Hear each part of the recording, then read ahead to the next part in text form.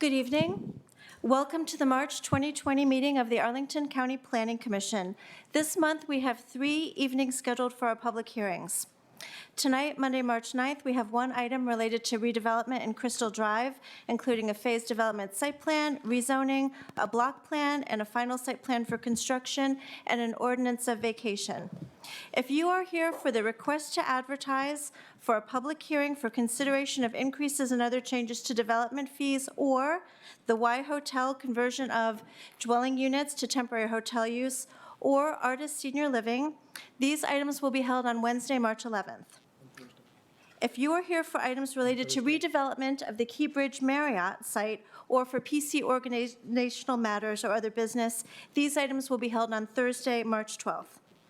Anyone wishing to speak on an item this evening must complete and submit a speaker slip to the Planning Commission clerk, Ms. Johnson, before the item is called. After items are presented by county staff and the applicant, public speakers will be called 2 at a time. We ask that the second speaker move up to the front row while you're waiting to speak. When it's your turn to speak, please come to the podium. The podium can be raised using the arrows on the side of it. Introduce yourself and speak clearly into the microphone. The PC meetings are broadcast live on Arlington TV, and their video and audio tape to be made available on the county website.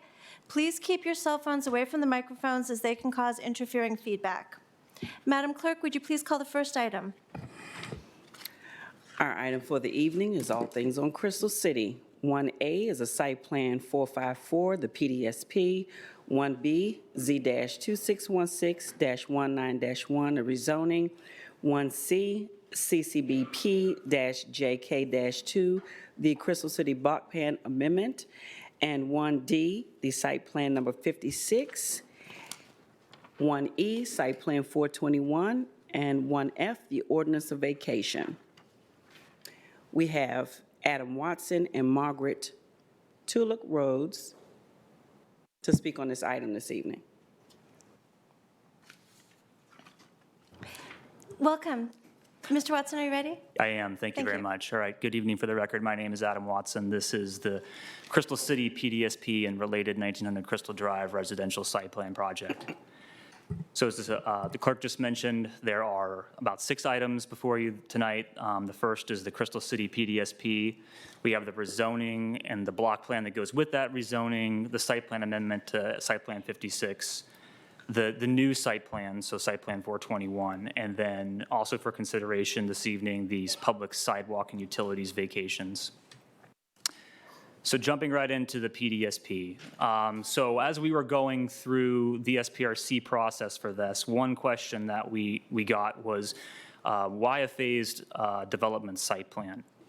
And the answer is that the Crystal City Sector Plan originally identified the PDSP as a tool for achieving the envisioned sector plan improvements. And I'm not going to read all of this, but I'll read the bottom part. And it says, in order to ensure that future redevelopment in Crystal City takes place in a well-balanced manner, the phased development site plan process should be used to outline the appropriate phasing and timing of development relative to the achievement of critical public infrastructure specific to that PDSP. So the sites that are proposed as part of this PDSP, moving left to right, we have the 2300 Crystal Drive project. In the center, we have 1900 Crystal Drive, which we'll be just speaking on tonight. And then last, we have the 101 12th Street site furthest to the north. So what this proposal does is links these 3 non-congruent sites together and establishes the potential maximum amount of additional density that can be earned across these sites. It provides a holistic framework for achieving sector plan goals and community benefits across those 3 sites. What it doesn't do is entitle a specific site design or final density. These projects, these individual site plans still need to go through the typical SPRC, LRPC process and be considered separately. In addition to that, there would also be unique site improvements that are not related to community benefits that would come with each of these. So talking a little bit about achieving that additional density. So collectively, these projects need to achieve about 1 million square feet of additional density that's above the base specified in the zoning ordinance. So if you think of that, that's sort of the pie that we have to work with. The zoning ordinance states that the county board may approve additional density when the development proposal furthers the goals, policies, and recommendations in the Crystal City Sector Plan. So in order to meet this requirement, the applicant is proposing a mixture of community benefits directly related to achieving both overarching and site-specific sector plan goals. So what I'd like to do now is just walk through each of those 3 sites and talk about the community benefits that have been proposed so far to come with each one. So the 1900 Crystal Drive project, again, that we'll be speaking on tonight, a major centerpiece of the Crystal City Sector Plan is achieving Center Park, which is shown on that map in the bottom right. So with this proposal would come approximately 45,000 square foot easement for Center Park, as well as $300,000 for Center Park master planning.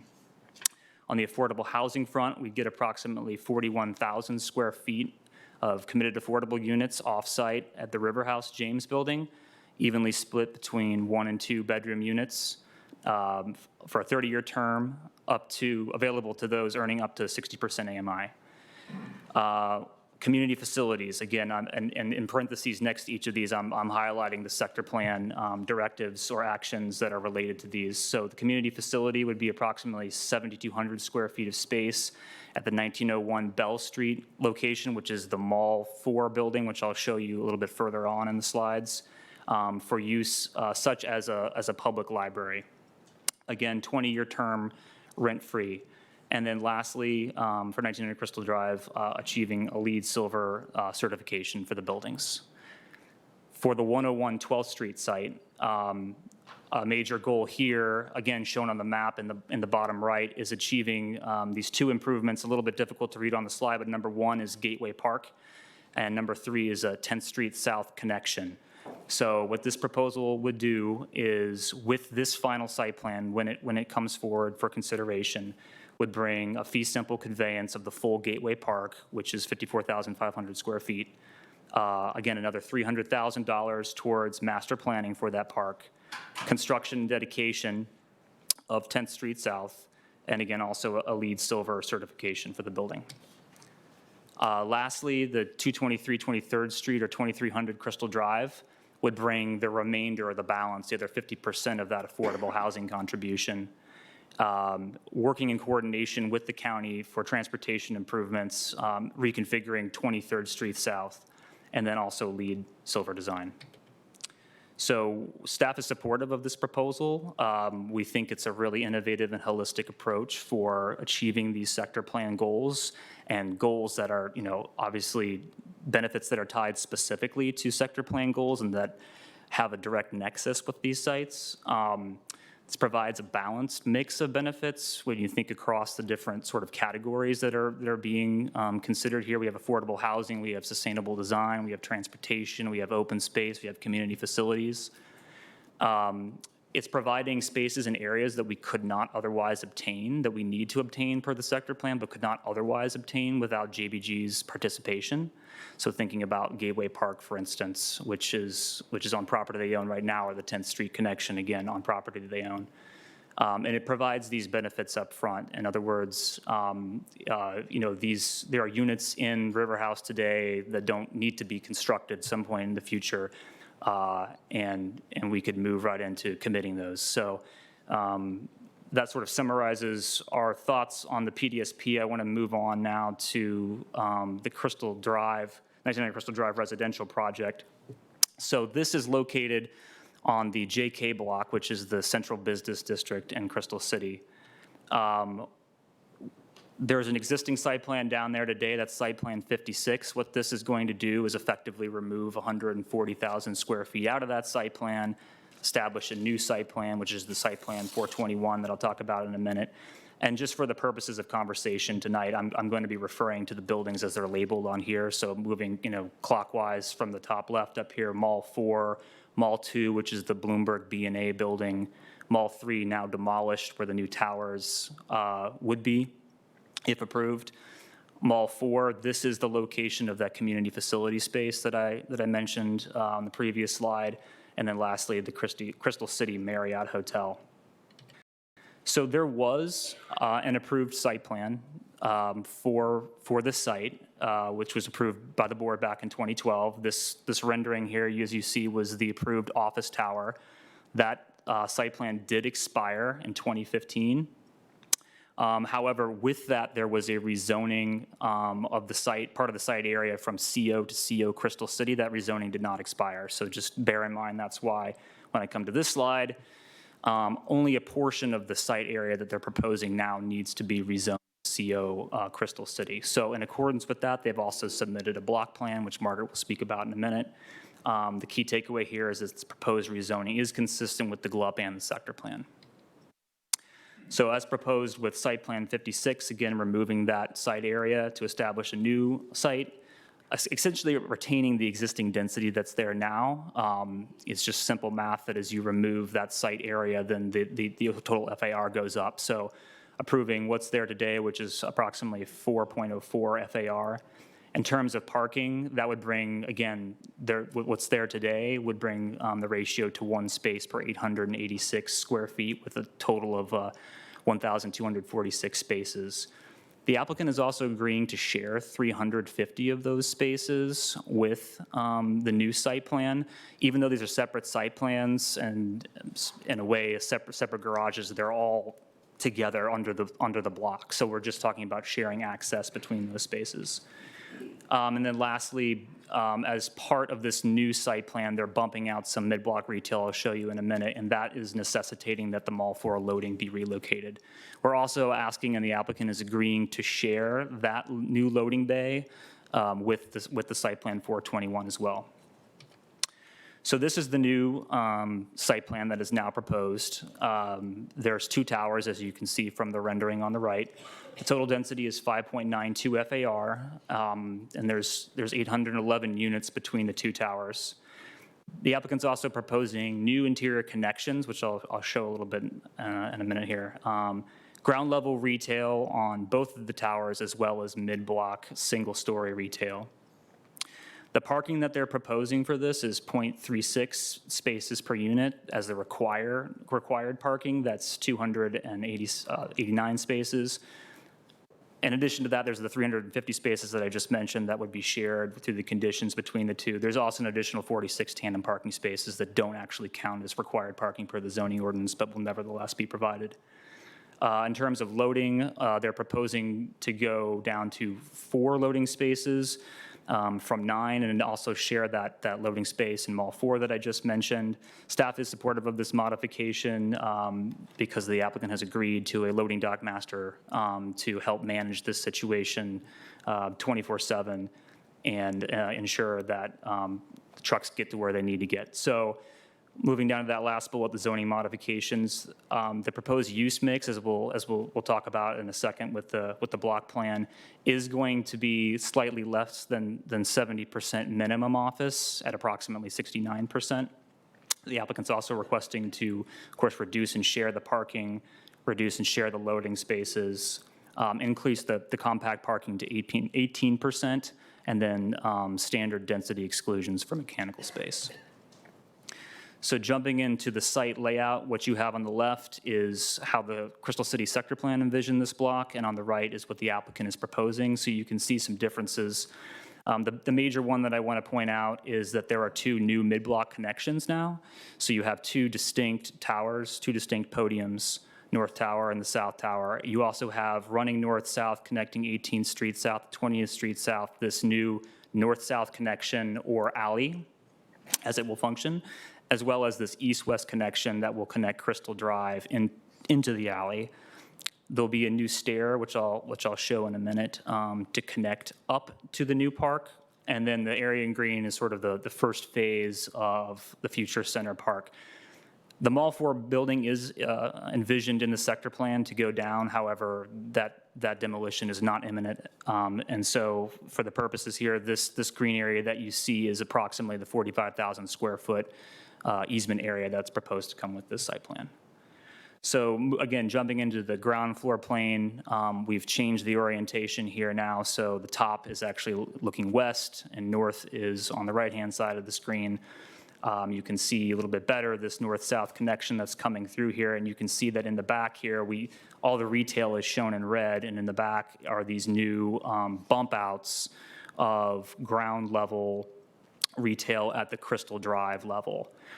So you can see there's retail wrapping all corners of the towers, and the lobbies to the residential buildings are located off of the east-west connection.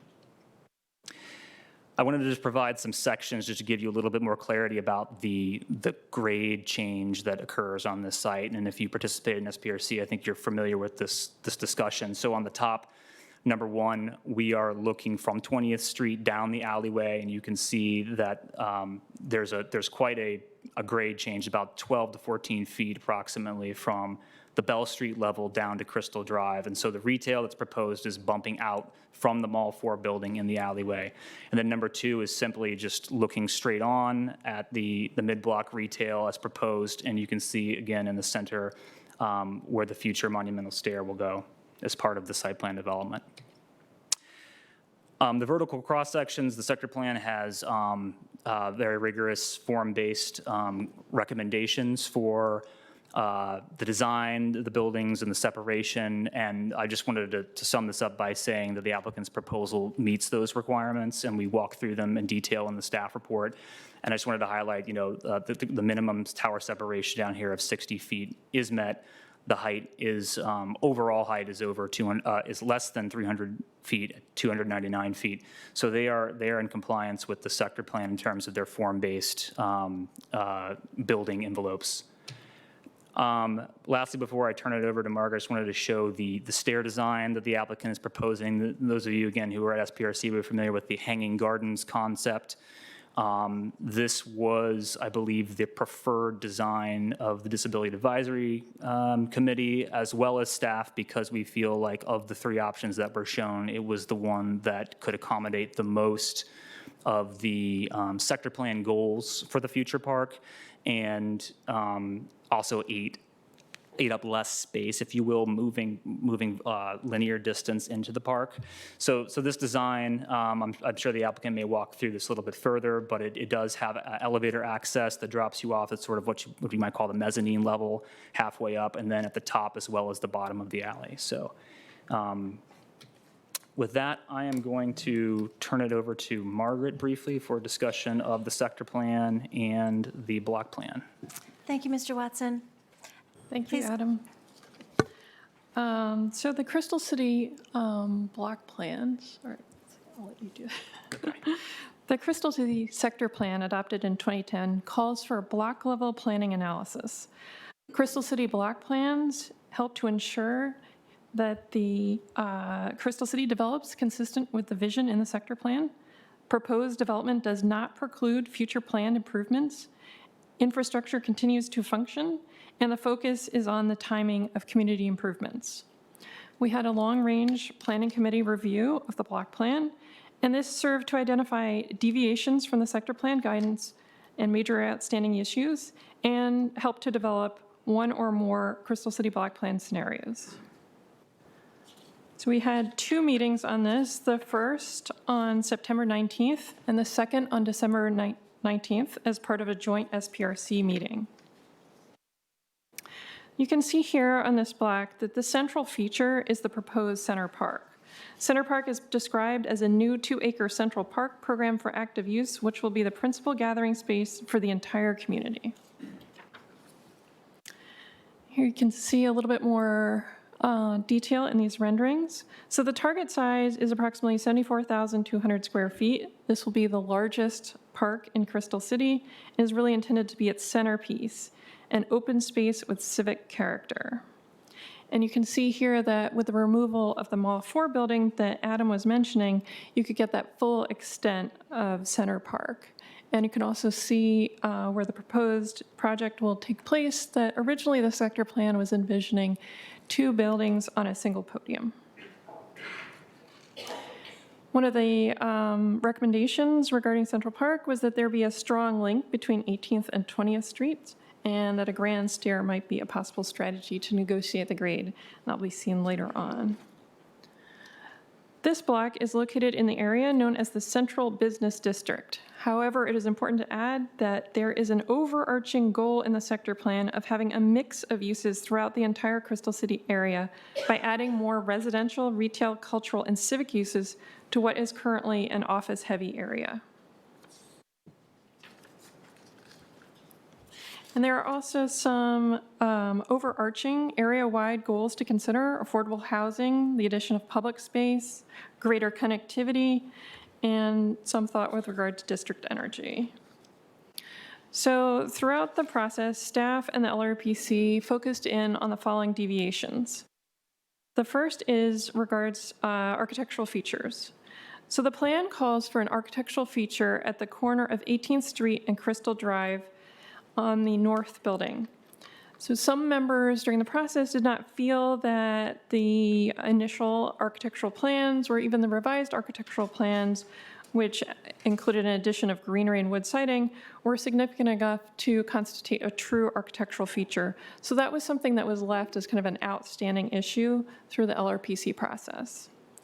The next issue or deviation was the build 2 lines, and this was a deviation, but as was discussed through the LRPC and the SPRC, there was support with the proposal.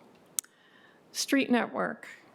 So the LRPC agreed with the plan guidance that supports the inclusion of alleys for loading and access along that north-south connection. However, with regards to the east-west connection, the LRPC supported this connection to Crystal Drive, but recommended further discussions at SPRC. So the SPRC appeared to be supportive of the 2 proposed connections. However, whether or not the east-west connection should have vehicular access was something that was deferred.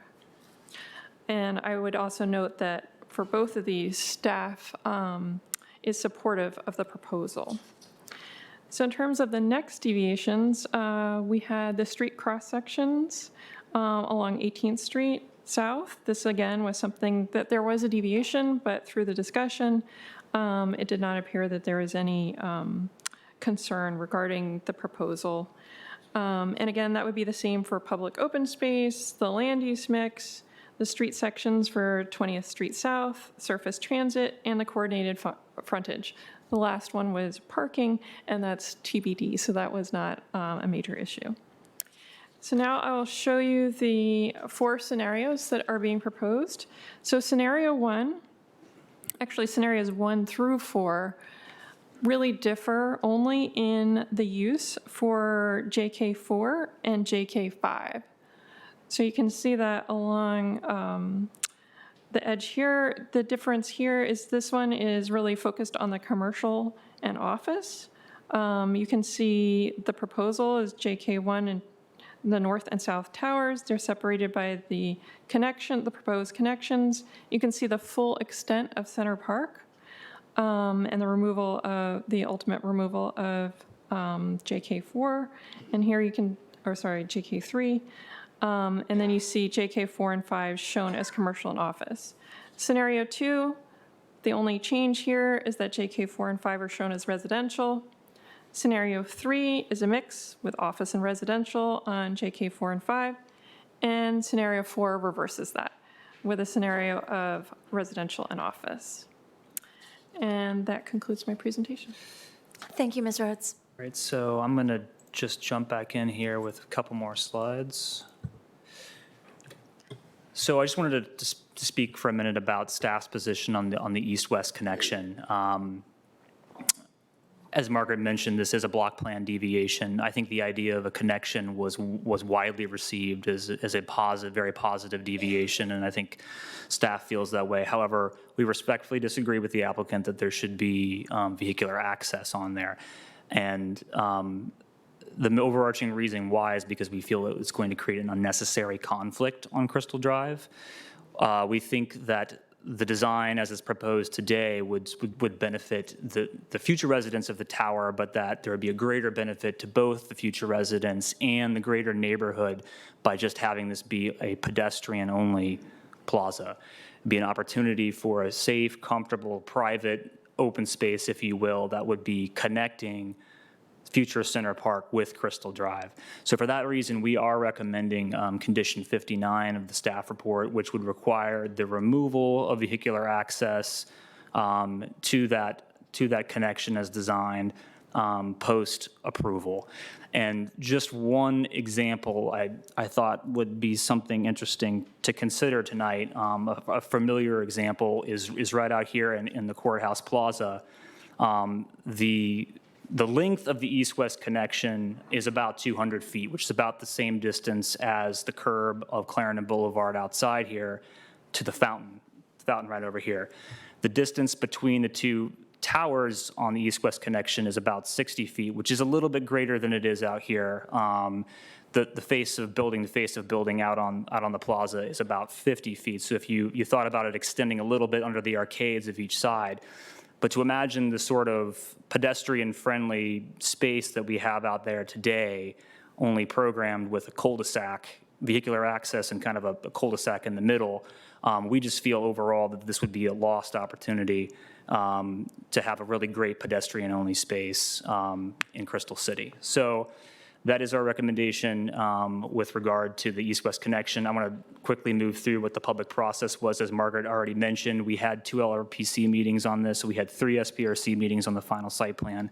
We also had an SPRC meeting just to discuss the PDSP proposal on February 27th.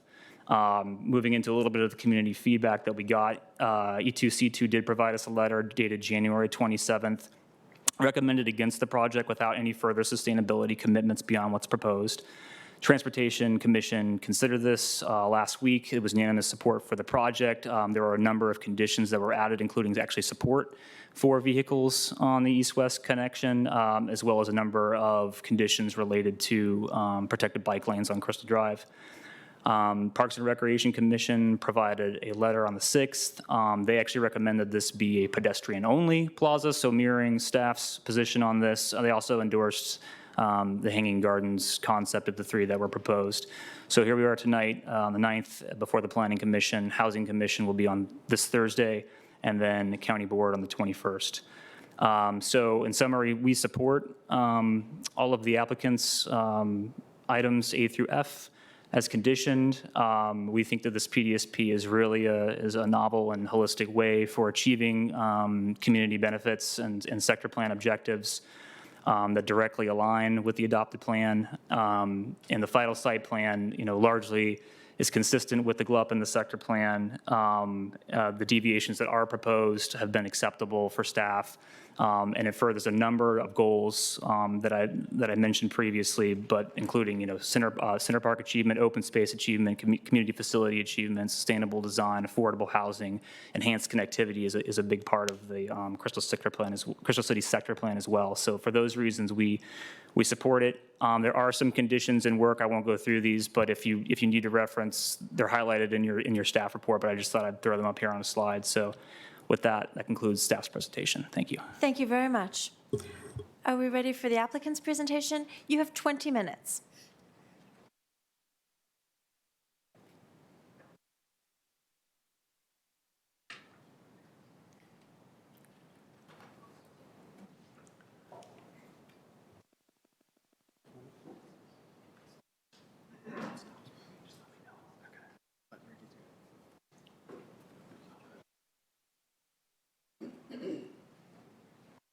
All right, good evening. Eric Schulman with JBG Smith.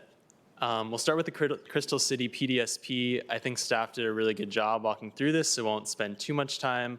Again, I think we went over most of these advantages, but mainly see this as a very efficient process for us all to be here one time to work out holistic community benefits, and frankly, front load a lot of them to kind of provide a win-win situation.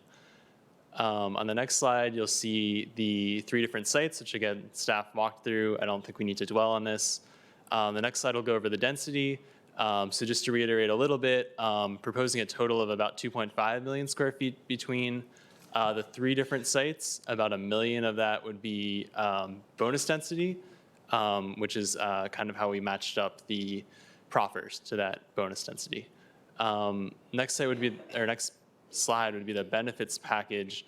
Again, I think we went through a lot of this. The big items here are the park spaces, both an easement for Center Park, a dedication for Gateway Park, and the design and community processes, transportation, construction, and dedication of the 10th Street connection, affordable housing, very excited to give over 83,000 square feet of committed affordable units sooner than building delivery, and a community facility and a library space at 1901 South Bell Street, which will be right on the new Center Park, and we hope a great spot for everyone in the community. So that's the PDSP. Moving on to 1900 Crystal Drive. To start with the development overview, all of these slides will have north to the right. The airport would be kind of at the bottom of this page, and at the top of the page is west. So the red outline would outline the block, the JK block we've been talking about. You can see the proximity to the existing metro entrance near the top of the page, the proposed future metro entrance towards the bottom of the page, and the current and proposed VRE station with 1900 Crystal Drive, this site outlined in blue. The next slide will show the development program. Between the 2 towers, about 811 units. That's about 780,000 square feet of residential area, about 40,000 square feet of retail, and a 0.36 parking ratio. This is a rendering looking from the south, showing the 2 towers, the south tower on the left, the north tower on the right. One of our overarching goals with the architecture here was to break up the monotony one feels walking around Crystal City with the large blocks, the very monotonous architecture. So one of the 2 buildings to be designed fairly independently of one another. They feel like they might have been built at different times by different architects. So the south tower is a lot more organically shaped, lots of curves. The facade itself kind of undulates between different types of curved panels. Some are terracotta, different colors of precast to kind of create a lot of movement, a lot of organic nature. The north tower, a lot more rectilinear, kind of this very cube-like stepping back. Both towers, we wanted to include a lot of biophilic elements, so it's a little hard to see. We'll get into it later, but the edges of all the buildings are loggias or balconies for the residents, and they'll be planted with plants to kind of provide a lot of greenery kind of in view from the public right away. These are, again, 300-foot tall buildings. We thought it provided a nice soft edge. The next slide will show a view from the north, where you can see the North Tower. Of note at the bottom of this, you can see the architectural feature. We wanted to differentiate this corner at the bottom from the rest of the podium expression. So in addition to the brick that will wrap the building, we've introduced these recessed windows with these lush planters and a wood paneling material that only kind of shows up here. And thought it was a great way to, again, bring a lot of those planted loggias down to the ground floor and anchor this side of the block. Next page is our overall site plan. Again, the two towers separated by the new north-south connection and east-west connection. You can see the green area shows the proposed first phase of Center Park with the grand staircase to negotiate the grade. I think this is a great way to bring folks from the existing metro entrance, hopefully through the park, down the stairs, and connect out to Crystal Drive. And on the next page, we will look at existing site constraints. Again, just another overview of the site. I think we can jump to the existing conditions. This does a great job of showing the grade change that I was just alluding to. So the top photos here are up at South Bell Street, and then the bottom photos are down at Crystal Drive.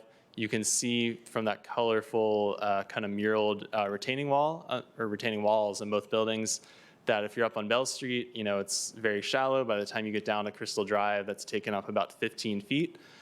So there is a pretty significant grade change going on along the site. And the next photo will show the existing, what is today a plaza area would be Center Park in the future. And it's a little bit landlocked. There's no way today to get down to Crystal Drive. So we, again, hope that our grand staircase can solve that and create a great new connection. And then this is just a slide that I think staff had as well, showing the topography across the site. So we'll get into site design. When we looked at Crystal City, I mentioned some of the monotony that we see going on, and particularly how we try to break it up with architecture. We also looked at block size. So at the top of the page, you'll see some examples of cities that we thought were very walkable, had a good urban grid. At the bottom is Crystal City, and these are all drawn to the same scale. You'll see we try to put dimensions on here. So New York at the top left, 275 feet is about the distance between streets, 900 feet between avenues. So, you know, if you've walked along New York, going up the streets feels very easy to get around. You feel like you're making a lot of progress. Going through intersections, new buildings every 275 feet. Walking between the avenues a bit tougher. Portland, Oregon, often seen as one of the better examples of a walkable, dense downtown in the US, has a pretty regular grid of 250 by 250 feet. And on the right have two local examples of DuPont and Clarendon. DuPont Circle, about 270 feet between streets. Clarendon, a bit more irregular, 270 feet, 200, 280. And then by contrast, Crystal City at the bottom, we have some of, if not the largest blocks in Crystal City, or in Arlington, at 1,000 feet, 550 feet, 650 feet. So we really wanted to address this in our site and help break down the blocks. So with this slide, we superimposed that pretty regular Portland street grid onto Crystal City. So the gray grid is that grid, and then in red we overlaid the streets as they exist today. So thought this lined up pretty well, where we could begin to introduce some new connections to make it more walkable. And if you look across Route 1, we thought it was really interesting looking at the existing Arlington street grid that is pretty regular at about 250 feet. And even if you look at the street names, we go today from 15th to 18th to 20th to 23rd. The naming of the streets acknowledges that we're missing a lot of streets. So we really are thinking about basically, you know, introducing what should be 19th Street on this block and how that can make a grid that we're all used to seeing throughout the rest of Arlington. So this is a closer look at the design for the site, including kind of the ground floor program. As staff mentioned, lots of retail, have lined the four sides of both buildings with retail, tried to pull the loading and parking entries off of the main streets and onto the new north-south connection. On the east-west connection, put our residential lobbies. And again, I think some of us have started referring to that as 19th Street and thinking of that as, you know, an intersection just like 18th Street or 20th Street, kind of consistent with the rest of the Arlington County grid. This slide kind of just moves down basically a level to kind of, again, show the grade change.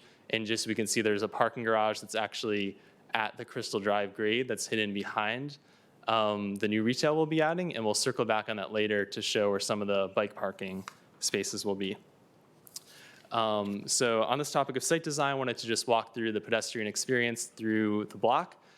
This is looking at the south tower from the new east-west connection and seeing how this tower, the terracotta panels, land above the retail expression on a nice green planted canopy, leaving a pretty open and seamless facade system for retailers to kind of do what they want with. If we look a little further down the alley, we see the residential lobby entrance to 1900, the south tower on the next slide. There we go. Which this is standing kind of within that east-west connection, looking straight at the building. If we go to the next image, we'll see the north tower. Again, to contrast with the south tower, this architecture lands a lot more firmly on the ground floor with more prescribed boxes for the retailers. Again, to hopefully, once you cross that east-west connection onto the next block, feel like you've gotten somewhere different. And then the next image will show the lobby entrance for the north building. Again, with a little bit of a planted canopy there. This is the east-west connection. I'll get into this a little bit more. We worked through a lot of this at SPRC, and we think we ended up with a great design that will be active and flexible, kind of to allow all modes of transportation to function on here. And on the next two slides, we just have some images of the north-south alley, which similar to that east-west connection, we're proposing all these spaces be curbless, though with some differentiated paving treatments to kind of specifically call out areas where pedestrians might want to focus. But again, we hope that this is just completely open and people can feel free to walk or scoot or bike or do whatever they'd like to do throughout the space. And this is just the other side of the alley looking north. The monumental stair, we worked with the community throughout the SPRC process, going through some precedent images and a number of examples we provided. We landed on this concept, which we called hanging gardens. We think and heard from the community really that it struck the best balance between offering a functional way to negotiate the grade change and get from the level of Center Park down to Crystal Drive level, while also providing a lot of programming opportunities that could be considered part of the park.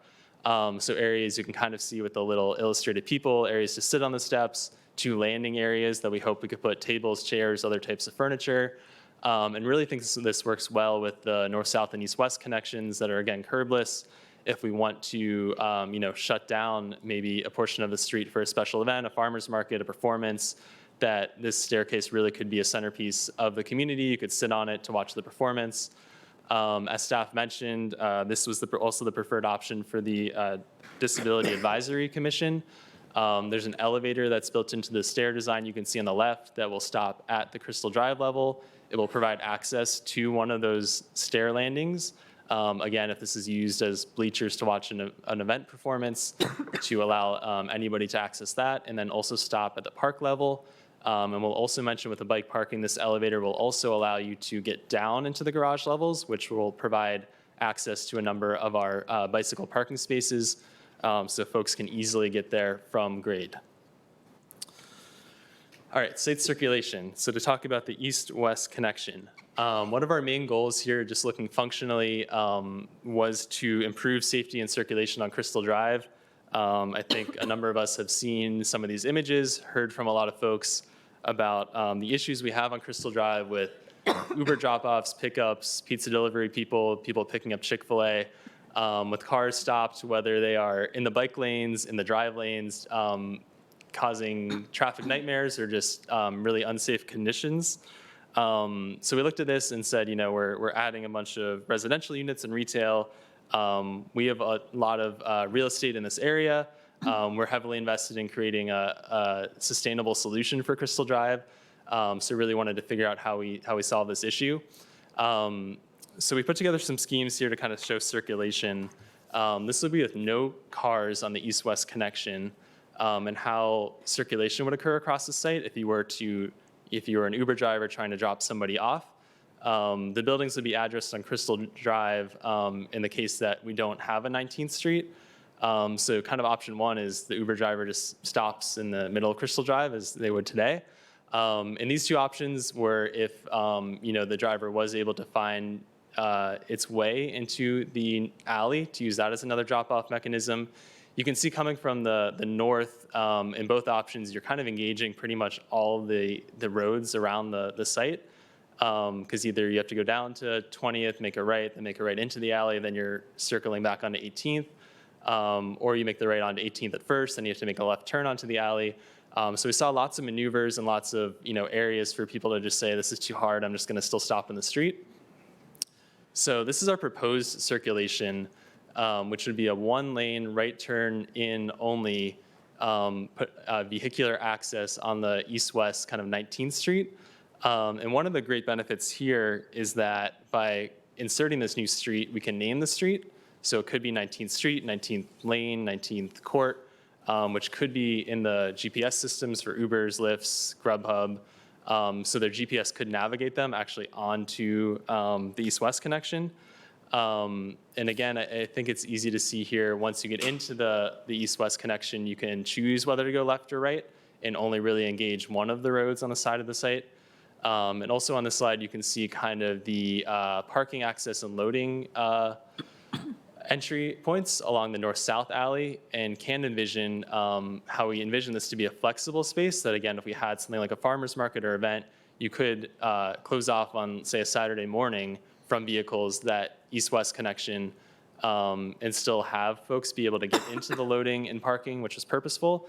So we see this as a very flexible space that can be kind of worked out to do whatever the situation might require. Next page will show kind of the scale of the east-west connection with cars. We've heard some concerns we're taking away curb space in order to make the curb cut. So we lose about 4 spaces for cars on Crystal Drive. You can see those are the black cars. We've replaced those with 4 drop-off zones in front of the tower lobbies. And then what we really think is the big advantage here is space in the kind of the light gray cars for queuing. Can fit at least 4 cars there while they're waiting to drop off, or get a spot in that drop-off area. So I think there's a lot of room here. And again, even if we get 1 car off of Crystal Drive, that's, a lot of effort and safety considerations kind of removed from the current situation out there. Next slide shows some safety measures we worked through to make sure pedestrians and everyone feels safe on the east-west connection. Went through this with SPRC and got some good additions here that we think made this a really great design. Starting from the top, coming down those monumental stairs, we've set the stairs back 10 feet from the north-south connection, which gives people a good chance to adjust to this curbless environment and orient themselves. There are planners there to make sure they're completely protected. The intersection with the east-west connection and north-south connection is a pedestrian tabletop, so it's just basically a giant speed bump. So any cars coming from any direction would be forced to slow down and yield to pedestrians. And then making our way down to the actual east-west connection itself. We called out some dimensions here, but basically on the sides of the east-west connection are pedestrian-only zones, pretty generous sidewalk widths. The middle space would be for cars and pedestrians. Again, it's curbless, so this could be flexible, and people could bike, scooter, walk in any way around here. And we included a combination of bollards and planters along the entire length of this to, again, separate out a protected cafe seating zone and pedestrian zone if you choose to walk along the sides from the areas where cars exist. And again, we would envision us, looking at where the east-west connection hits Crystal Drive as a true intersection like we see elsewhere in Crystal City, and then that, doesn't create any more conflict than it would on 18th Street or 20th Street. It's just another intersection in the same rhythm that we see throughout Arlington. This is just a blown-up cross-section of the east-west connection, again, showing where we have the sidewalk spaces on the side, a shared zone in the middle, and cafe zone, planters, bollards, trees in between as kind of a buffer. So we've seen these curbless environments become increasingly popular around the world. Again, maybe 10 years ago, we thought this was more of an emerging trend from Europe, but we've seen it solidified in a lot of places, both internationally and in America. I think it's a great idea that we see happening elsewhere. We'd love to try this out. One concept that gained traction at SPRC was a test period, since it seemed like everyone might not be totally on board, where we might try out cars on the Lunar for the next few years. If it doesn't work, again, we're happy to reconsider if it's so popular and filled with pedestrians that there's really no space for cars. Again, we think the design is flexible and can accommodate kind of either scenario. So that was an example from Auckland, New Zealand, where they made their whole downtown curbless. It's one of the largest cities in the Southern Hemisphere.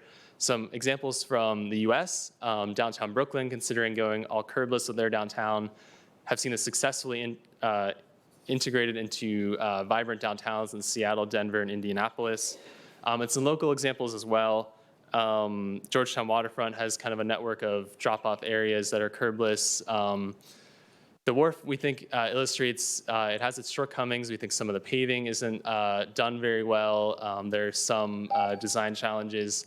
But we think it does illustrate that the whole thing was designed to be for vehicles and pedestrians. We see some areas they figured out, they're just really busy with pedestrians. They've closed it down.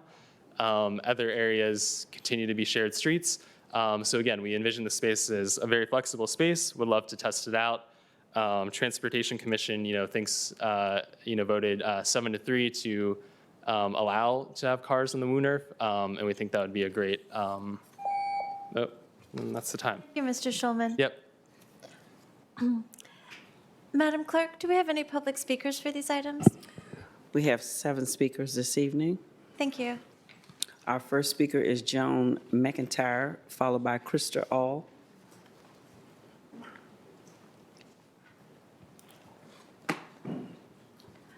Welcome, Ms. McIntyre. Thank you. I'm Joan McIntyre. I'm representing EcoAction Arlington. EcoAction Arlington urges the Planning Commission to defer decision on this 1900 Crystal Drive site plan, as well as the phase development site plan, until there's more chance to look at the sustainability benefits and make sure that they're clearly meeting what the county goals are.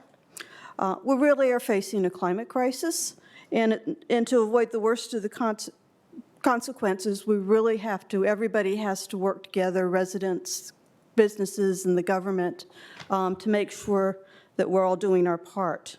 JBG Smith is one of the key developers in Arlington, has an opportunity, if they were to take Amazon's lead and make themselves a leader in green building and carbon neutral construction. The current site plan, however, does not come anywhere close to what one would expect to see as carbon neutral building. The current plan, and really is, I mean, these buildings are going to be around by 2050, which is when we have to really have dealt with the issue or else face very serious consequences. So, their environmental and energy footprint is what's going to be on what's approved in the plans today.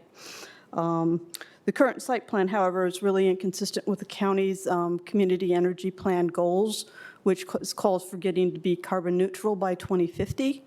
And in fact, so what we really are urging is that the commission work with JBG Smith to file on the following criteria for both 1900 Crystal Drive as well as really any other buildings that you're looking at in the future, so that we make sure that we're going to actually meet our climate goals. First, it's commitment to a gold or platinum LEED certification as a commitment to really achieving these green business goals. While we appreciate that JBG Smith is offering to get Energy Star certification, I mean, that's a good start, but it really doesn't come close to being the carbon neutral buildings that we should be trying to achieve.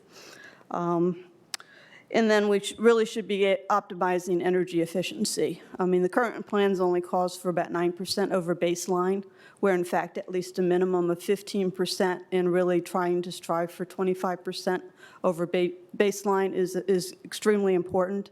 For after all, it's really, the energy that we're not using that will help us get towards the goals that we're achieving, which are extremely ambitious in under a very short period of time. The building should actually be all electric. because we're really without any fossil fuel on site, such as natural gas used for HVAC systems, hot water, cooking, because again, by 2050, we need to actually be off of fossil fuels, so we don't want to build that into the building design. And finally, we should be looking at, for JBG Smith to make sure that they're actually committing to make sure that the electricity powering the building is actually renewable energy, whether it's through on-site solar or off-site projects, but being actively engaged in helping move the economy and move the country towards renewable power would be extremely valuable for us all around. Now, Eco Action Arlington realizes that the Site Plan Committee the Planning Commission is really looking at trying to balance a lot of different priorities, and as housing and transportation, open spaces. And while we agree this is important, we don't think it should take that our energy and climate change goals should be traded off for these other priorities, that we need to make sure that actually is being well built into the planning process. So to conclude, it really was going to take all of us to deal with our climate issues, and JBG Smith really has an opportunity here to step forward as a leader to meeting the CEP goals and really doing its part for creating a livable future for our children, grandchildren, and generations to come. Thank you. Thank you, Ms. McIntyre. Krista All is followed by Judy Freshman. Welcome, Mr. All. Chris Strahl for the CCCRC. Good evening, everyone. Let me start with the PDSP. From a CCCRC perspective, it's good news that this form of holistic planning has arrived. We hope this will be repeated whenever the opportunity arises. And as a new trend, we are certainly pleased to have a situation where the community is given a chance to see the proposed community benefits in the open and to offer input on them. But the way it was now handled, almost like an afterthought and in a great rush, did not offer a genuine opportunity for the community to grasp the content and its concept and its implications. It detracts from this otherwise advantageous approach and should not happen again. As a matter of process, it's also awkward if an aggregate benefits package, which you are being asked to endorse today and the board will consider soon, includes items directly related to a project for which the SPRC has not even started yet. That will be the time to discuss and conclude about the appropriateness of those benefits. Any such aspects that you might endorse today need a clear caveat that they are preliminary and subject to a review after that SPRC. For instance, on a new street at 10112, the county has so far only offered assertions and speculation. So now immediately some neighbors have replied with their speculation. Regarding density, I think I can confirm that the indicated base densities are correct, and I believe the requested additional densities for the 3 sites appear to be in conformance with the sector plan. The items included in the benefits package generally seem appropriate, including urgent resources for the Center Park and the Metro Plaza, a library, and affordable housing in units located within our overall planning area. But it makes us wonder, if not with this huge density increase, when can we get funding for area-wide needs, and such as those just expressed on the environmental side? So the remaining question about the PDSP involves the overall adequacy of the benefits package. Staff state that what the landowner has offered is fair and that nothing further is necessary or realistic. But that begs the question, is the county ready to spell out what additional projects and actions it is in itself ready to fund and undertake, beyond mere support functions? The basic agreement with Amazon has created funding, including through the TIF, for open space and other infrastructure. We need to see that resource be put to use beyond what the community benefits yield for projects supporting the overall growth. On the 1900 project itself, the SPRC process led us to a reasonable consensus on most points. The architecture creates interest, but perhaps more so from the street level than from the perspective of neighbors across the street, where the appearance is massive. It's also questionable whether there really is any architectural feature at the corner of Crystal Drive and 18th as the sector plan requires. There was much discussion about vehicular traffic in the east-west plaza between the two buildings. There are pros and cons. Safety for pedestrians is, of course, a strong overall concern, but a likely impact on an already bad situation on Crystal Drive with double parking, blocking of bike lanes, and other hazards, also for pedestrians, is the other side of the coin. We have here an unusual situation where a period of testing could have yielded a valuable experience, and it is frustrating to see this idea as being dismissed. This brings me to my final point, which is a plea for your support for an overall review of the current and expected future traffic situation on the already overloaded Crystal Drive. There are particular concerns about the space and safety for both bikers and pedestrians. We urgently need such a review in the context of either an overall planned review for the Route 1 corridor or on a standalone basis. We have appreciated strong support from the Transportation Commission, and now we want you to add to the pressure on this issue. It is not acceptable to dismiss interim improvements while waiting for a comprehensive solution, but we also should not use a piecemeal approach as an excuse for replacing or postponing a holistic approach. Thank you for your attention. Thank you, Mr. Hall. Judy Freshman is followed by Tanya Giannani. Welcome, Ms. Freshman. Howdy. Crystal City Civic Association.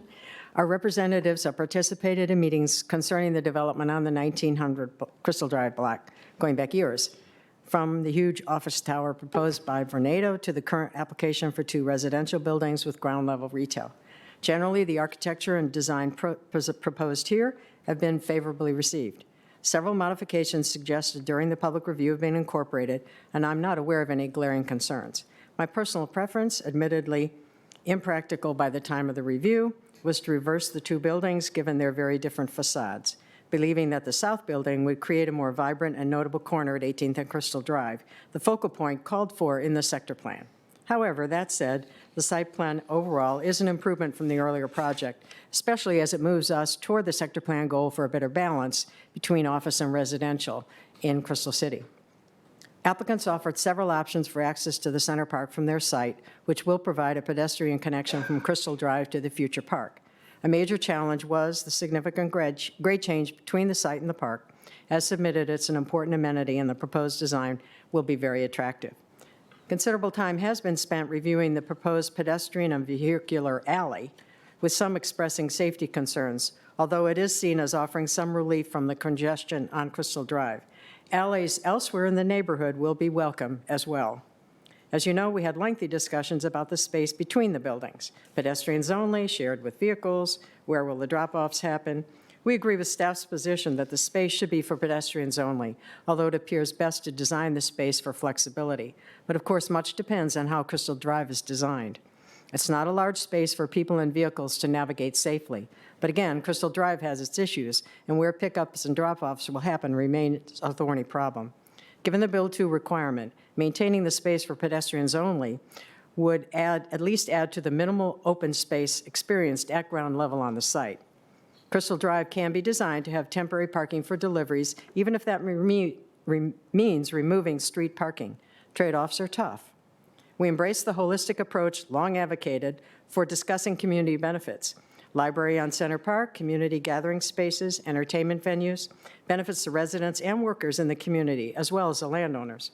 We're pleased to have our Crystal City Library return, and an easement and funds for planning Center Park included as negotiated benefits. And we appreciate that placing half the committed affordable housing units at River House means a significant number of units will be sited in 22202 soon. One concern is that the PDSP for this project was lively but short. In the future, we suggest at least 2 sessions so staff and applicants can respond to comments and concerns. This one, while valuable, included interesting and important statements, but we can only hope some very thoughtful and practical ideas might be incorporated in the brief time before tonight's meeting, since there was no second meeting for follow-up. And as an aside, it's 2020. LEED Silver should be the baseline, not bonus. A continuing priority for Crystal City is open space, so the applicant's transfer of Gateway Park to the county, along with funds for its planning, is welcome. We remain very concerned, however, about 18th and Crystal Drive Park, and are expressing its urgency for its attention in our CIP message to the board and to you. As others have argued, we need a comprehensive study of the entire length of Crystal Drive. It's a mess now. Our approach thus far is to follow the sector plan site by site, and it's already clear that the piecemeal approach for a street that's overloaded and from which we are asking way too much is impractical and even counterproductive. Each constituency has its advocates, so we need to carefully study how pedestrians, bicyclists, and various kinds of vehicles, including buses, can be accommodated, if they can be. It can be part of the Pentagon City PDSP traffic study or a standalone comprehensive analysis, but it's urgent. So please encourage the county board to step up and make Crystal Drive a priority. Amazon and JBGS will contribute significantly to Crystal City. We also need the county to focus as well on the infrastructure and amenities that will make the community successful. Thank you. Thank you, Ms. Freshman.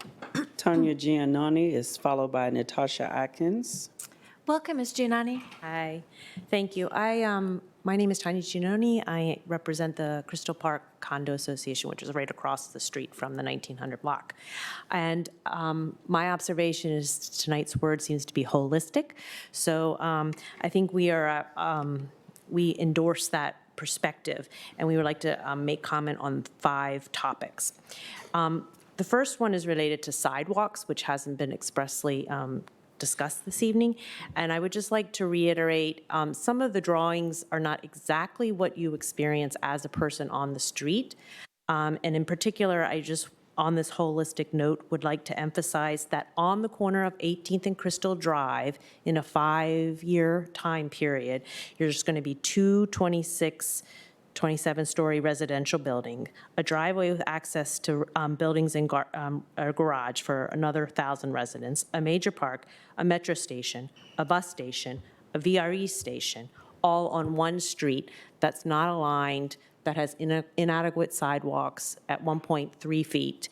And so I think that that intersection needs to be considered for the entire street, but it is not currently a safe intersection. So while multimodal transport is desired, the concept of pedestrian access is not adequately addressed at this point. So we have 2 sort of specific observations. One is to reconsider the minimum requirement to a 10-foot because of what will be at that corner. And then also considering sidewalk improvements in the entire, not on the entire block and all along Crystal Drive because of that. And so kind of looking at it as at a holistic perspective, I think is essential. And then also with the transportation issue, which has been examined tremendously on this notion of this east-west connection. Our community supports the recommendation of the county staff related to it being pedestrian only, as long as the issue of the drive lane, as long as there is no parking there and that it would just be short-term parking and that there's an opportunity for drop-off. Because right now it's a 50-50 if you're coming from DC and Uber on whether it sends you down 20th Street or it sends you down 15th Street. So the depictions of the circulation that we've seen tonight does not necessarily represent, I think, what will happen in terms of actual use.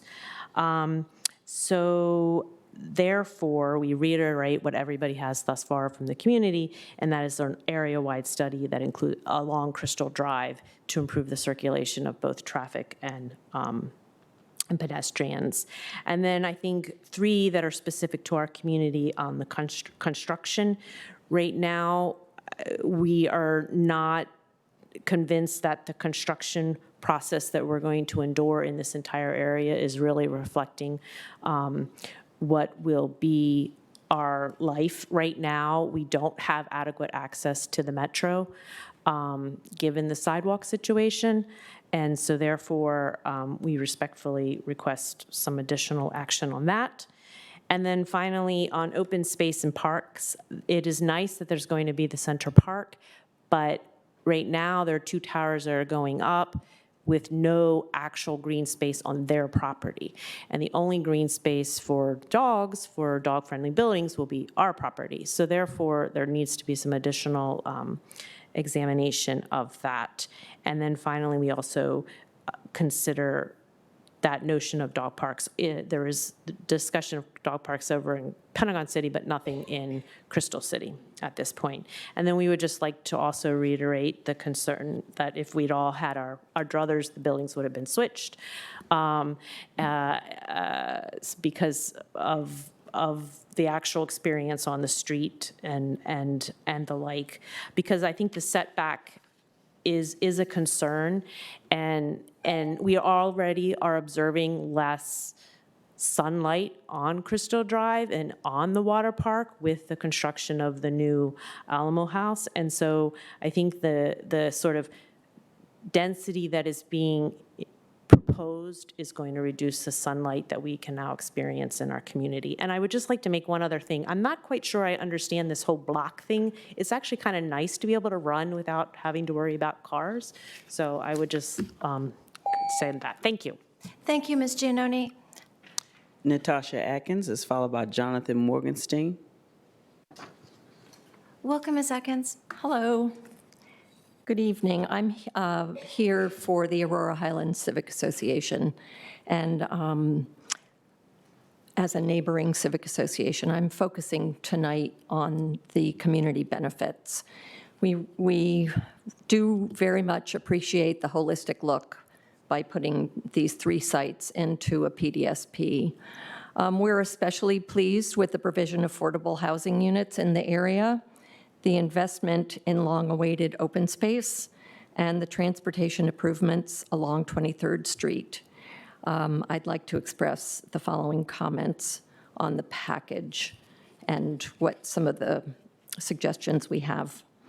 The building at 101 12th Street hasn't gone through the SPRC process yet.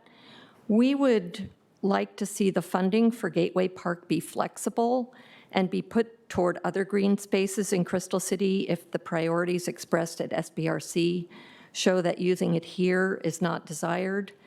We don't know what the community would want yet, whether it would be left mostly open green space or planned to have recreational and passive uses.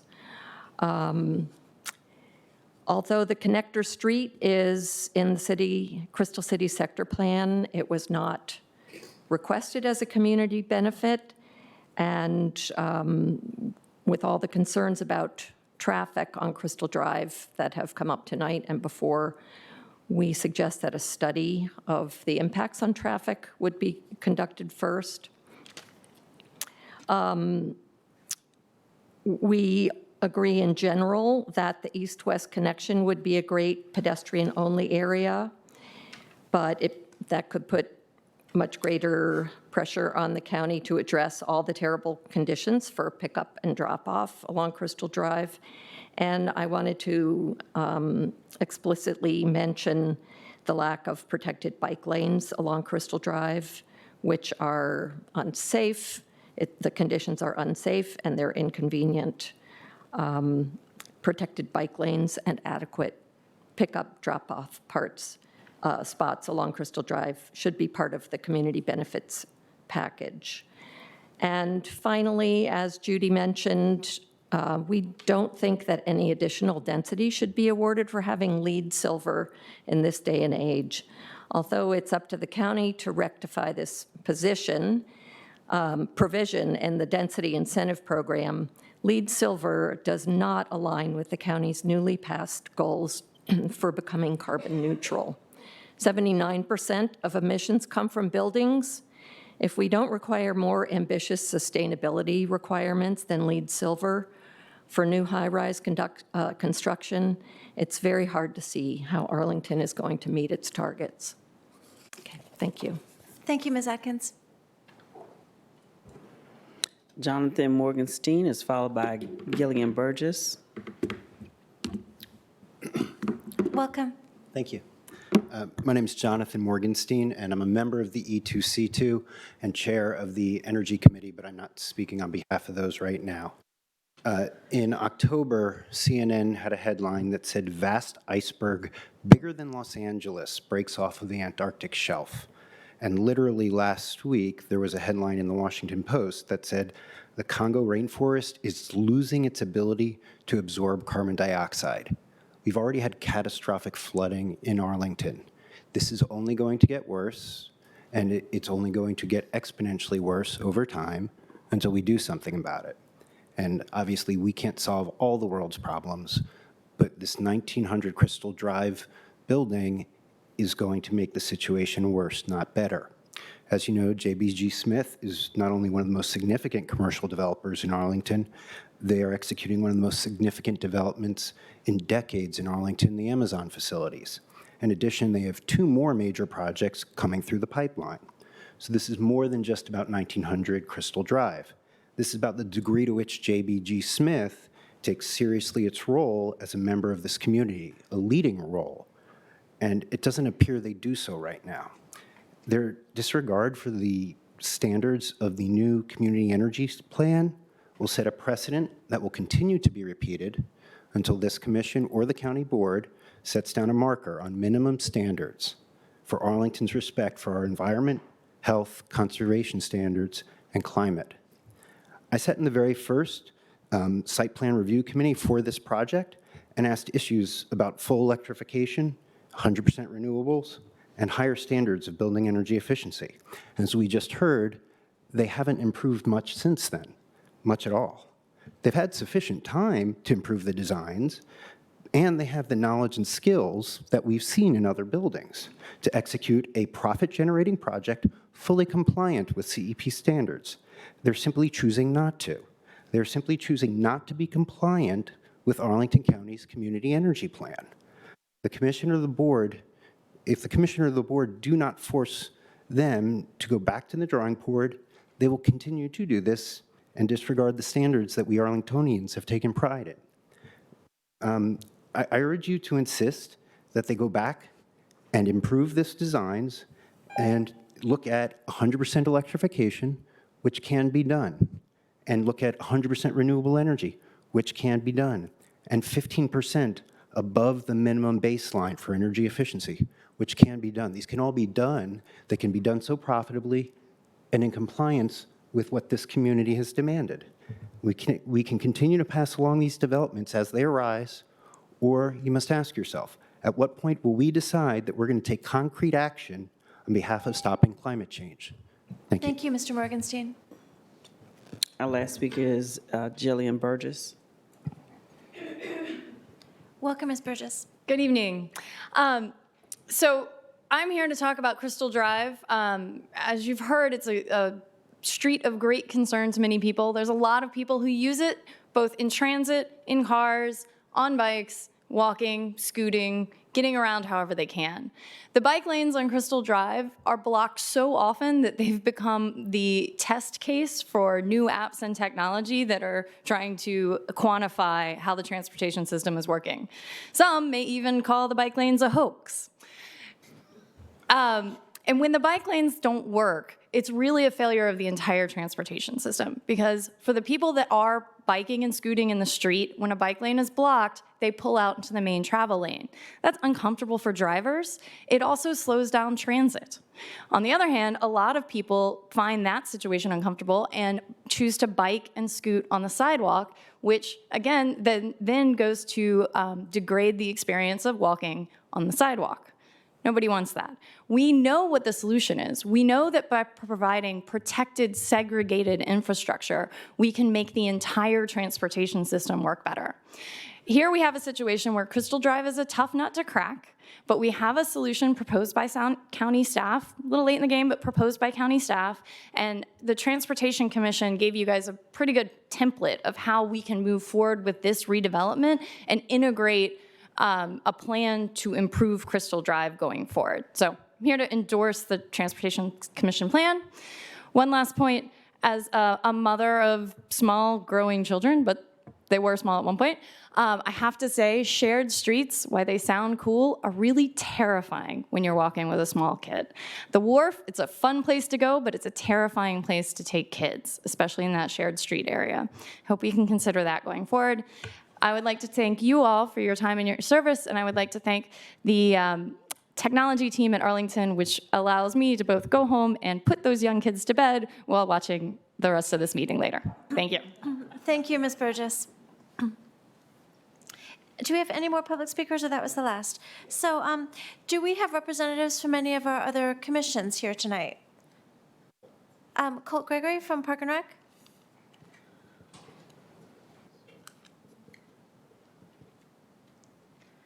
Welcome. Thank you. Colt Gregory with the Parks and Recreation Commission. I guess it's no surprise we like the green space, so we're all about Center Park. That seems like a really good idea. Let's hang on to that. We appreciate, we were in the SPRC meetings and appreciated the discussion for things. As we think about one of the new largest spaces that we're going to have in Crystal City, we have to think about how do we get to it? And walking around Crystal City can be difficult, but the staircase notion, really a nice solution to transitioning that grade. Coming up, three nice solutions to that. And we sort of looked at it and thought, since we're all about biophilic and want to make things more human scale, we liked the hanging garden design of it. And we also like the ADA aspects of having the elevator up for it. And it looked like we're starting to make a very pleasant walk that gets us from Crystal Drive up a nice staircase to one of the largest green spaces that we'll have in Crystal City. Well, that brings us to how do we get to the staircase that we like, to the park that we like, which brings us to that east-west corridor, which we would like to see maintained as a pedestrian-only walkway. It's hard to get through Crystal City, and making that a nice walkway to go from Crystal Drive through, I think it lends itself, it opens itself up that says, this is public space for Crystal City that's going to let people walk up there, that's going to let them want to walk up there, and make it look like a nice community feel. So we like the pedestrian-only corridor. Of course, the staircase is a nice idea and a very welcoming way up. The park itself can't be fully realized until CM4 changes are taking place. And so one of the things that we're concerned with in that area is, so we will have a staircase that goes up into Central Park, but what is going to be in Central Park for many years to come?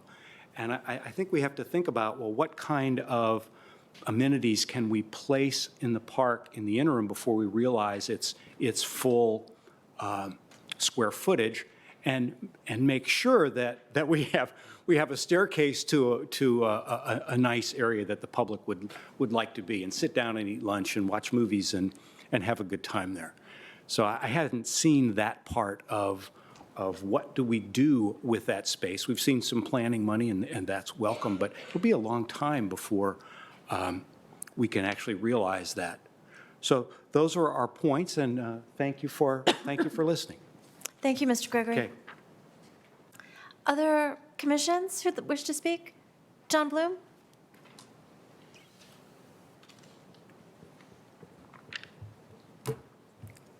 Good evening. I'm pleased to testify on behalf of E2C2. And my name is John Bloom, and I'm chair of E2C2. I'd like to start with a few facts that provide the larger context to my comments. And the first is that, as several people have noticed, we are in the midst of an existential climate crisis. And the science is very clear that the speed of our response really matters. Action now is far more powerful than the same action taken later. Arlington's community energy plan is its climate action and greenhouse gas reduction plan. Commercial and multifamily buildings are the biggest source of greenhouse gas emissions in Arlington by far. And it is simply not possible for the energy plan to succeed unless the county and its largest developer are working in partnership to make it happen as a priority. So with that background, I'd like to outline our two major concerns and explain why we recommend that the site plan and the PDSP be deferred until they reflect, at minimum, a higher level of energy efficiency and a commitment to renewable electricity. Our first concern is with the failure of the site plan and the PDSP to achieve meaningful greenhouse gas emission reductions, and I'll expand on that point after I briefly cover our second concern, and that is that the aggressive timeline adopted for the PDSP has made it virtually impossible for meaningful community and commission input. Just to take E2C2 as an example, the entire period from the announcement of the benefits package through county board projected approval occurs entirely between two of our meetings. Yet this proposal allocates 1 million square feet of bonus density for community purposes and determines the level of greenhouse gas emissions for 2.4 million square feet of new development, and that's more than Met Park. So combining these three developments has a lot of really good things in its favor. And it provides a major benefit to JGB by allowing bonus density to be considered across projects. Part of the deal, however, should be a reasonable timeline that allows for meaningful community input. There's no reason that we are aware of for such a rushed process. It's also likely that the rush process contributed to the failure to address greenhouse gas emissions in a meaningful way. So now, as promised, I'd like to expand on our substantive concern with both the PDSP agreement and the site plan for 1900. In the site plan, JGB proposes energy efficiency that is only 9% above the ASHRAE baseline. The county has consistently, for all projects, encouraged 15%, and that, in our view, is extremely modest in current times. So we'd like to see JGB commit to more, but to 15% at a minimum, both in the site plan and in the PDSP. We would also like to see JGB commit to renewable electricity for these projects. With the renewable electricity in Virginia currently at a little over 3 cents per kilowatt hour wholesale, this is more likely to be a benefit than a cost to JGB's bottom line. Some developers simply pay a broker for renewable energy credits, which is a more expensive way to go, but perhaps simpler. But we hope JBG will pursue a plan more like Amazon and the Arlington County government's contracts that are with specific solar developments and spur new long-term solar investment. There's certainly more that we could say about what constitutes a good faith effort to help Arlington implement its CEP, but I'll stop there. In conclusion, E2C2 believes that the 1900 site plan and the PDSP should not be approved without additional commitments to energy efficiency and renewable electricity at minimum. We look forward to staying engaged and would be happy to answer questions at any time. Thank you. Thank you, Mr. Bloom. Are there representatives from any other commissions that wish to speak? With that, public testimony is closed and the discussion is with the commission. Do we have a report from TC? Yes, we do. This matter was heard before the Thursday, March 5th Transportation Commission meeting. There was, not surprisingly, a lot of discussion about the project. The three areas that we pretty much really did focus on were the parking ratios, the discussion on the two new streets, particularly the east-west connector, and also bike lanes, Crystal Drive and 18th Street. The parking ratio was definitely acceptable. We have adding 800-odd units to the site. yet the project would drop the amount of parking on the site. Now, there is, in the large superblock, it's all parking below ground pretty much. So even if the low ratio, I think it was 3.36, which is one of the lowest I think we've ever seen here. If that's inadequate, there's more than enough parking through the rest of the site was raised. But that was very, very well received. As far as the connectors go, most of the discussion involved the east-west connector and whether that should be a shared street or pedestrian only. Overall, the Transportation Commission at the end did vote 7-3 to support not having a required pedestrian-only street at that location as part of the site plan. I think we felt that overall, by allowing cars on that street with a right turn only in, one way going from Crystal Drive to the new street, should keep traffic down. It does align up with the grid west of Fern Street, so this really would be a 19th something or other, street, alley, court, whatever. We also felt that it had some advantages for ADA compliance, given that the two main entrances for both buildings would be right on that east-west connector. Let's see, now, the bike lanes, there was a lot of discussion about that. Everybody does recognize the inadequacy of the current painted-on bike lanes on Crystal Drive. DES has said that they will be looking holistically at the overall bike lanes throughout Crystal City. This would be part of that. The Transportation Commission would like to sort of supercharge that in the sense that we feel that 18th Street right now could support a built-in bike lane since it's pretty clear that that would have one. And going ahead and doing that right off the bat would be good. As far as Crystal Drive, since there's going to be a larger view of that entire corridor, we still feel that it would be appropriate right now go ahead with at minimum bollards and painted on separate cycle track pending the final outcome of how that would look, though the Transportation Commission is strongly in favor of the cycle track probably for both sides. You have before you the recommendation letter that Chair of the Transportation Commission Slat put together for us and for the county board. That was voted for in favor by the Transportation Commission, gives much more detail, and rather than reading it, you all have it. I expect that later on tonight we'll be talking about that further and motions will be coming forward. Thank you, Commissioner Lantelmi.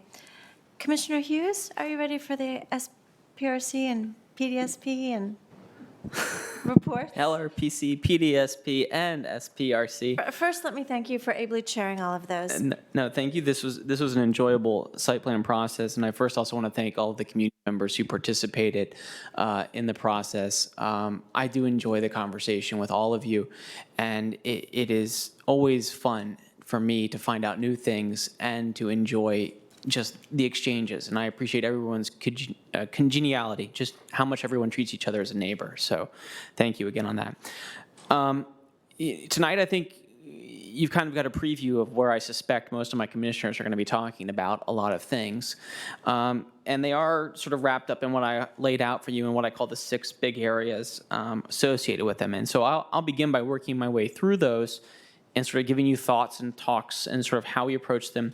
So hopefully to inform you and to also inform the community, as Jillian, I think, explained to us, we're still live from, in your television and on your computer or phone.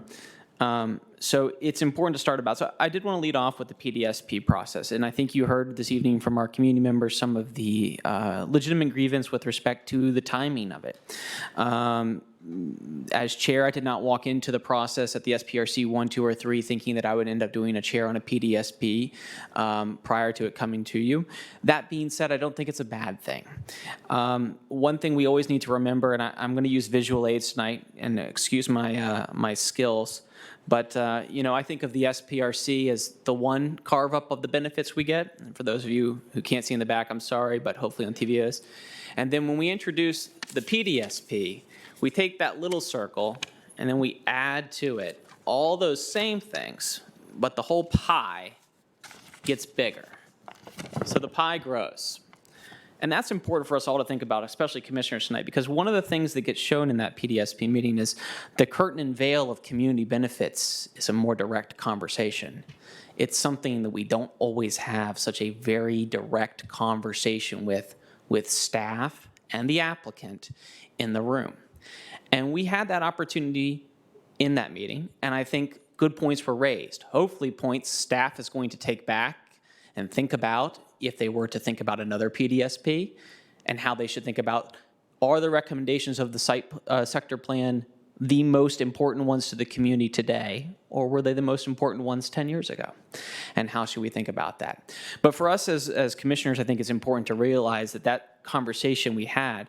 And what I always want to remind people, because for those of you who don't think about negotiations on a daily basis, and sadly for everyone I do, this is that bigger cut of the pie and it's a little tree. We don't know what each side thinks about the value of that position, whether staff has $1 to it or $3 to it. We don't know that, and I think it's important for us to remember that it's a negotiation, that the allocation of all of the benefits we receive, whether it's with respect to public art, whether it's with respect to community energy requirements, whether it's with respect to affordable housing, transportation improvements, parks, they are all part of the pie, and how big their pie slice is always is going to vary. But how much each side cares about that slice is a difficult question to answer. And it can't be publicly transparent per se, in the sense of we can never know what JBG thinks is of value or is not of value to them. What's an easy ask and what's a hard ask? And we hope that staff in their professional capacities are doing that negotiation. So I just wanted to leave that out, because I feel like I don't want us as commissioners to forget that our professional staff have looked through all of our adopted plans, they have worked their way through it, and they have presented to the community a benefits package, which, as is shown in our staff report, is still under negotiation and up to this commission to push in different directions, but also something to be thought about with respect to the pie can only grow so big. The amount of cash, which is fundamentally what's at the behind it, can only be so good. And one of the important things that came out of our PDSP conversation, which I think was brought up there but not brought up this evening, is as of this meeting, east of Richmond Highway, there has been no building built in the CO since the sector plan's approval. And am I right there, staff? That fundamentally is something we should all remember, because as the community points out, we have to have two parties to get the sector plan implemented. We need the county and we need the development community. So I want everyone to remember that. Implementation tool, is the PDSP the right thing going forward? I think commissioners should think about whether the outcome is a good outcome or one that they want to see furthered, and if so, how should they further it? This commissioner would always recommend that staff first have a conversation with the community, then next think about how they can infer some of those thoughts. Not to say staff hasn't heard from staff, because I think there's things in the PDSP that are from the community, but also how they can implement those going forward. Timing of the benefits. The wonderful thing about the PDSPs that come forward, and you'll see it in the conditions that are ultimately finalized, the delivery of benefits is expedited. If you all were around for the PDSP that we all love and enjoy in Pentagon City, you may also remember that the initial benefits for that is Virginia Highlands Park. And that was to earn the density that we have enjoyed for 40 years, while that density has yet to be built until recently. So these are the things, when we say the site plans are still up for negotiations and discussion, they always are, and that's something to remember. Next, that goes over what I think are the big areas within the LRPC, the PDSP, to talk about. Into the site plan itself, architectural and massing. I think Judy said it best this evening when she said, as she had hoped, that the buildings would have been flipped. I think that she is right. So many conversations we had would have been so much easier if the buildings had been flipped, but the applicant is nodding their head that they have informed their architects in the future to read the sector plan well in advance of drawing anything out on a sketch pad, because the building, as you see with the terracotta filing, the south building, I think it is, you'll notice the beautiful corner with all those balconies have green planters in them, supporting our recent biophilic things or adopted plans. It's an absolute stunning green corner there on that building. And I think the applicant has used the best to respect the original architecture and to try to inset that. And they went through 3 revisions, I believe, in that process to get there. The community has continued to express some concerns with respect to the south building. Its a lack of massing variations, as you see in the north building. And staff can talk to that if anyone has any questions with respect to that. Energy and biophilic. LEED silver. I know this commission is always questioning whether LEED silver is enough. We always are reminded by our applicants community that LEED silver is always changing and getting harder to meet. And as I always remind you, not all of our community is under LEED standards for anything. So there's plenty of buildings that are built without any standards for LEED. So thoughts to go forward with respect to that from my fellow commissioners. The grand stairs, the access to and from the east-west connection, it was as important of a community discussion as the east-west connection itself. And I want to, first of all, note, because none of you all saw unless you were at our SPRC, and the community did see, we had 3 separate proposals brought forward with respect to the grand stair situation. And I want to appreciate the applicant bringing forward 3 really good designs from their architectural team that first heard from the community in SPRC 1 and then delivered 3 different proposals. What we labeled hanging gardens was probably the most favorable one, although there were advocates for every single one, I think. And I think it's a wonderful choice. And what will be hopefully a key component of the to-be-designed feature within Central Park.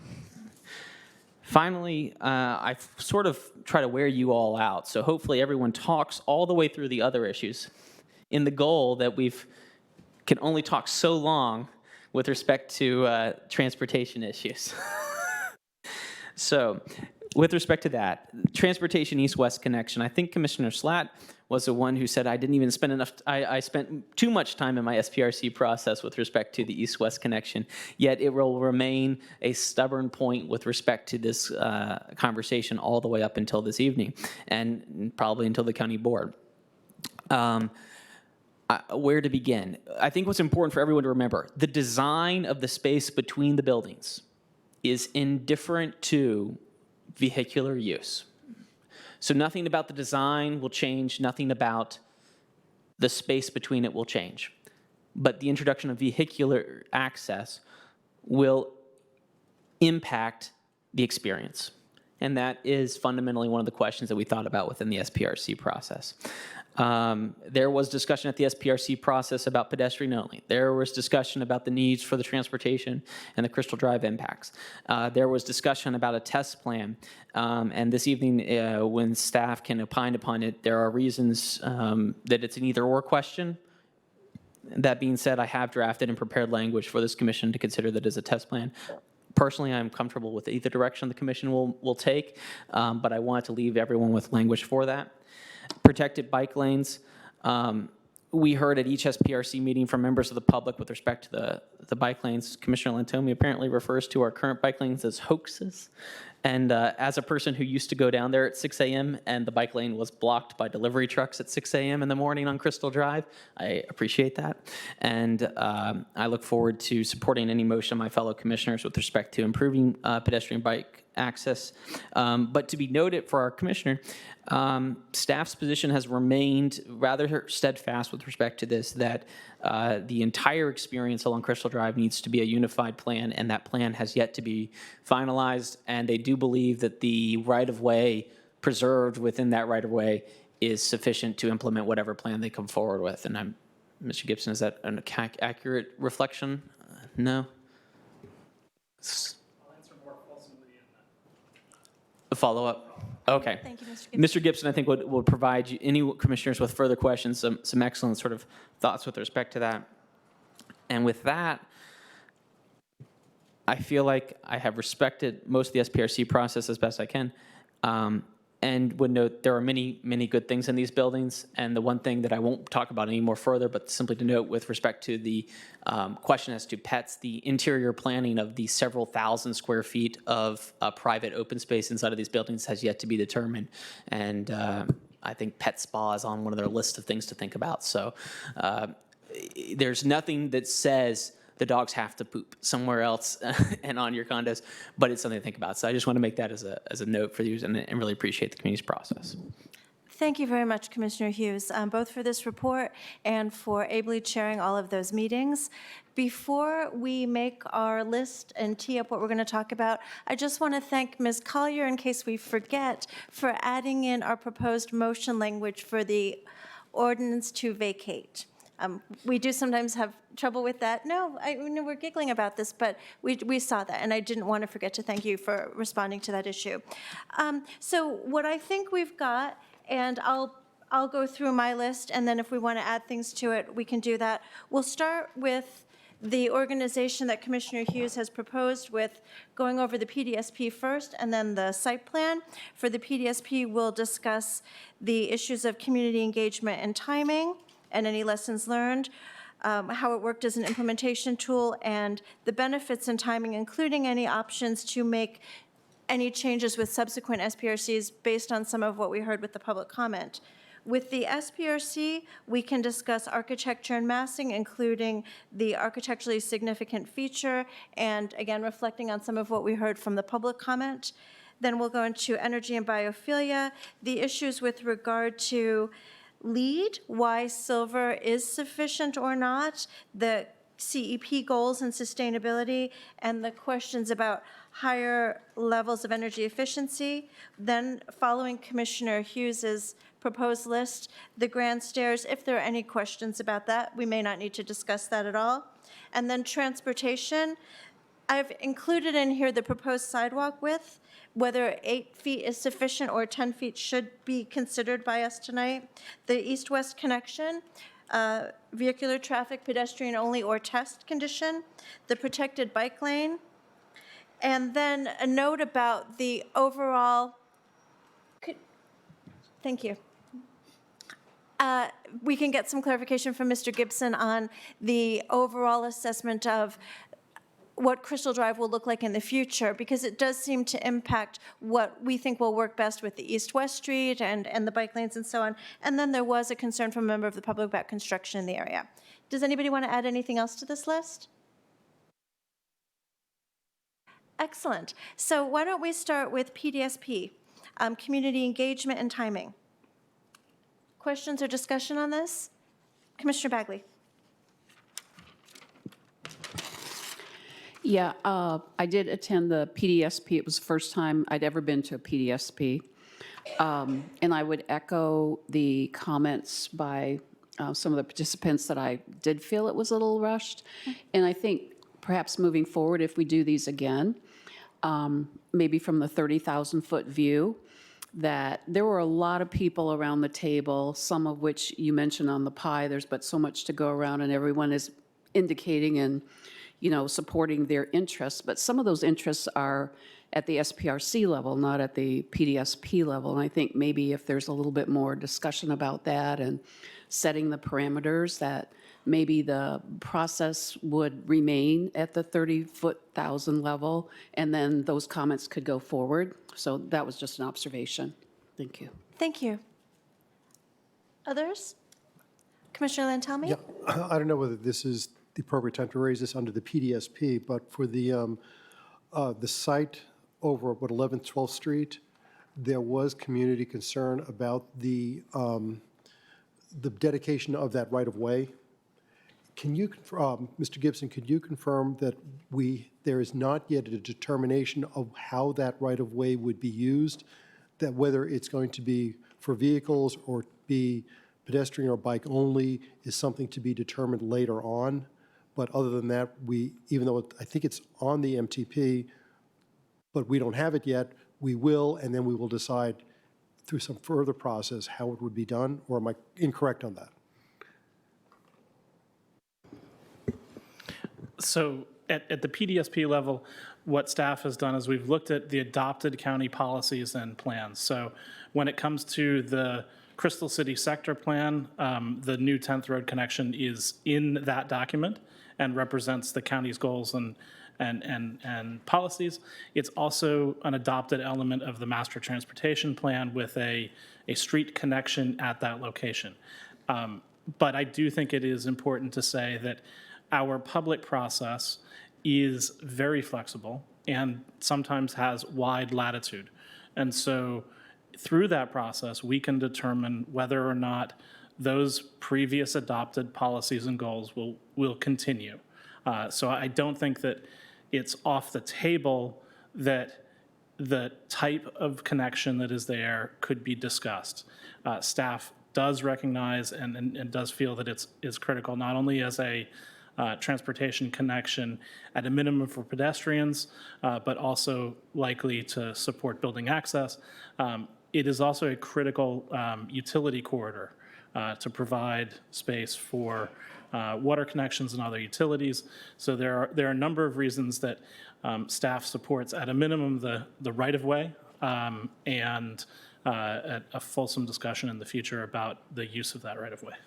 Thank you very much. Commissioner Schroll. Question for staff. We heard from several of our public speakers about the dedication of the money for Gateway Park planning, kind of along kind of similar lines as Commissioner Lantelmi, kind of wondering the kind of flexibility of that funding going forward if that, is not what is identified in the SPRC process as sort of the consensus of how to use that funding. Mr. Watson? Yeah, sure. Thanks for the question. Yeah, so again, I think kind of echoing what Mr. Gibson just said, that is a park that is proposed to be achieved through the sector plan.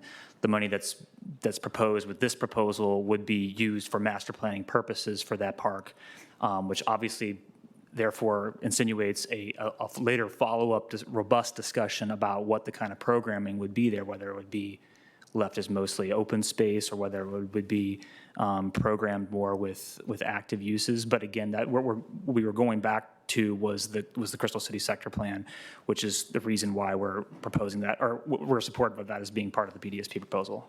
So, okay, that's helpful. And then if it got to a place at SPRC, though, where there was sort of a neighborhood consensus that that was not necessarily something that anybody supported, albeit something from the sector plan, and it's good that that's where it emanated. But if we get to a place where everybody from the community says, we understand, but this is not what we want, is there a flexibility to try to achieve something else that's a sector plan goal with that kind of earmarked funding? So I think you're basically asking, can the money just be dedicated in a way where it's general and may not necessarily go towards planning that? I was hearing some desire for some flexibility for that funding, that's something we can look into at this stage. And I don't want to presume where it should go. I think the neighbors should have more control over that. But yeah, and again, it would be subject to just, I mean, the final site plan design, et cetera, obviously discussion at SPRC for that particular project. I guess your question is, for the PDSP purposes, for that condition, is there a way to have language to not necessarily tie it to planning, master planning of that park? Right. I mean, I think we've done this previously, like we did for, the park in Roslyn, right, where we did dedicated to that or other nearby park planning to give yourself sort of an out if that's not what you ultimately want to do, but still keeping the money in the area, still keeping it towards sector plan goals, but allowing yourself some flexibility. I would encourage staff to kind of think through some of that so that we don't kind of presume what is the highest and best use before we actually start doing the SPRC process. So succinct answer, yes, we can. Yes, look at that. that's great. Yes. Thank you, Mr. Wilson. Yes. Thank you. Commissioner Hughes, then Commissioner Morton. Just a quick follow-up for staff. Staff, just question for you all. Should a amendment be mutually beneficial at the conclusion of a site plan process to the PDSP? Would that be something that could be done, for example? Can the PDSP be amended? Correct. Yes. Thank you. Commissioner Morton. Thank you. I had a similar question about the 300,000 for Center Park, because you're saying that Mall 4 building isn't going away for a long time. And I don't know, what if it's still here 30 years from now? What happens to that $300,000? Is there flexibility? I'm sure there's mechanics. Is it, accruing interest, or what is that a set in stone for master planning at some future date, regardless of, ownership change or change? I might let our park staff talk a little bit about how that money might be used for Center Park, given where Mall 4 is today.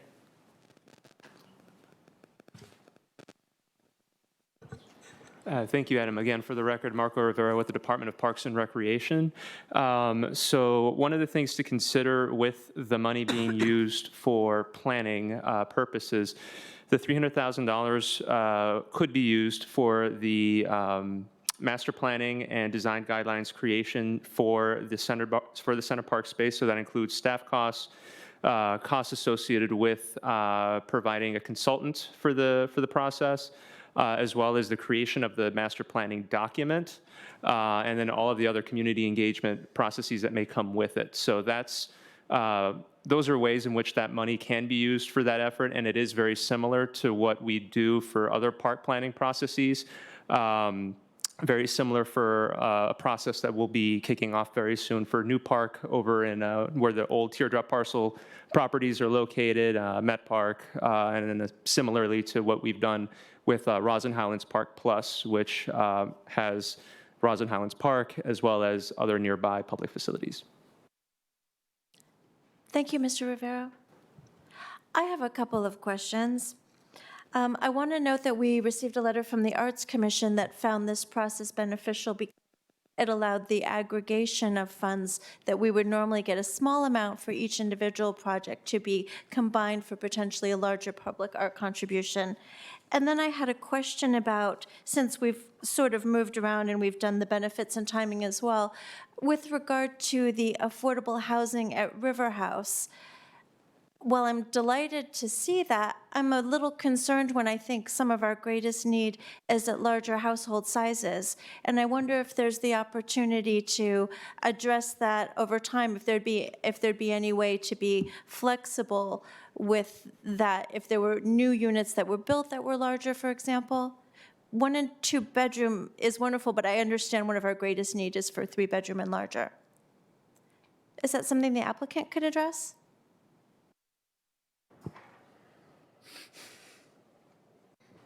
Yeah, hi, this is Andy Van Horn. We had those conversations with staff. I guess for better or worse, we had the ability to move forward with the James project, which is a specific building in this phase.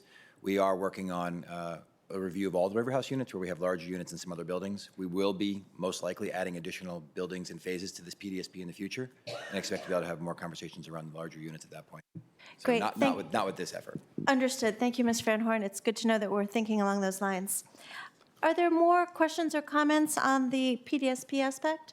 Commissioner Siegel. Yeah, I just wanted to sort of give a shout out to staff and the applicant putting together this PDSP, finding a place for it in the Crystal City Sector Plan, and providing a holistic approach to this area, giving us a sort of an idea of upfront benefits, which, as we're hearing now, in response to the comments of Mr. All and Ms. Freshman, could be modified as we go. PDSP provides options. It's not set in stone, and it has that kind of flexibility. It can be amended. So I think what we're hearing tonight is sort of a double gold star for a process that I think the community, certainly the three civic associations in 22202 have been shouting from the rooftops that let's see a holistic view. So I didn't want to let this topic pass without really congratulating the work that was done here. Even though I recognize timing is short, I basically do agree that when you pitch something to the community, you should have a follow-up meeting. I sort of learned that the hard way with an earlier project. But at the same time, I think there's enough flexibility, as we've been discussing, and so that it shouldn't really be a problem if things change dramatically. We can amend the PDSP, take a second look. Thank you. Commissioner Steinberger? Thank you. So I had the opportunity to attend the PDSP meeting, and I appreciated the conversations that were able to be had in the meeting and the opportunity that the community had to share concerns and hear kind of where the, using the word of the evening, holistic approach to the overall plan in the context of the Crystal City redevelopment is going. I think that it was never entirely clear to me. I knew that there had been other community meetings that had happened prior to the PDSP because individuals at the meeting alluded to that. And so I knew that some of these conversations had happened. I think what was a little bit of a struggle for me personally, and maybe for others, I'll only speak for myself, is that not necessarily understanding what base level of sort of those, what those conversations entailed and kind of in what context those were held. I felt like some people at the table knew more from the community and otherwise maybe knew more about sort of what was being presented and kind of some of the conversations that happened and how maybe the developer was already being responsive to them or not. And I think that that sort of set up where not everyone sort of knew. When you're looking at sort of community benefits, I felt like some people were further along in the conversation than other folks were. And I think that's a struggle because it didn't feel like necessarily a fully even playing field. And I think anytime you have that, there's challenges with that. I do want to echo what Commissioner Stiegel has said, that I think anytime you're doing one meeting on anything, that's really tough when you have a community that's as engaged and involved as Arlingtonians are, because we really like to go to meetings, say something, and then come back later and hear how you addressed our concerns. And if you only have one meeting, we don't get that chance. So to a point, you can do that in this context, but that's not really what the community wants. They want to kind of hear, hey, we said this thing. And this is not a criticism to the developer. It's not even really a criticism to us or staff or anyone. I think it's just a better standard to say that if you're going to have one meeting of something, you probably at least need to have two.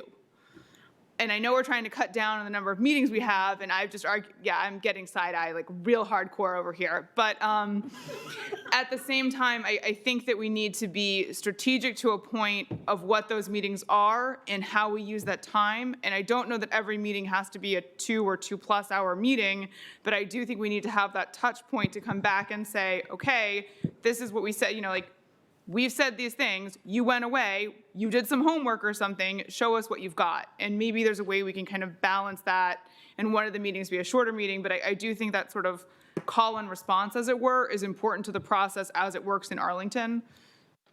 That's what I had. Thank you. Thank you, Commissioner Steinberger. I think we have heard that sentiment, and also from the public, that maybe 2 meetings would have worked better for something as creative and innovative as this, although they appreciated the option.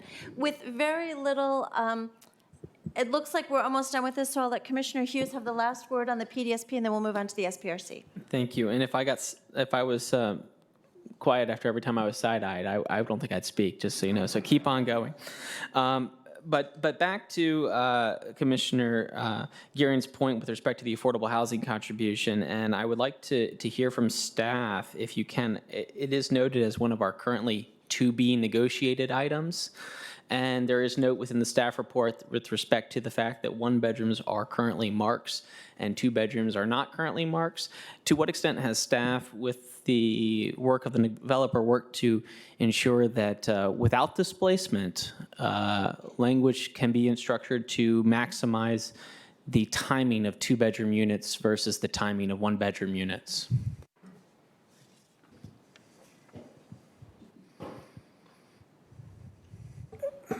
Good evening. I'm Aaron Schreiber with the Planning Division, and I can answer that question.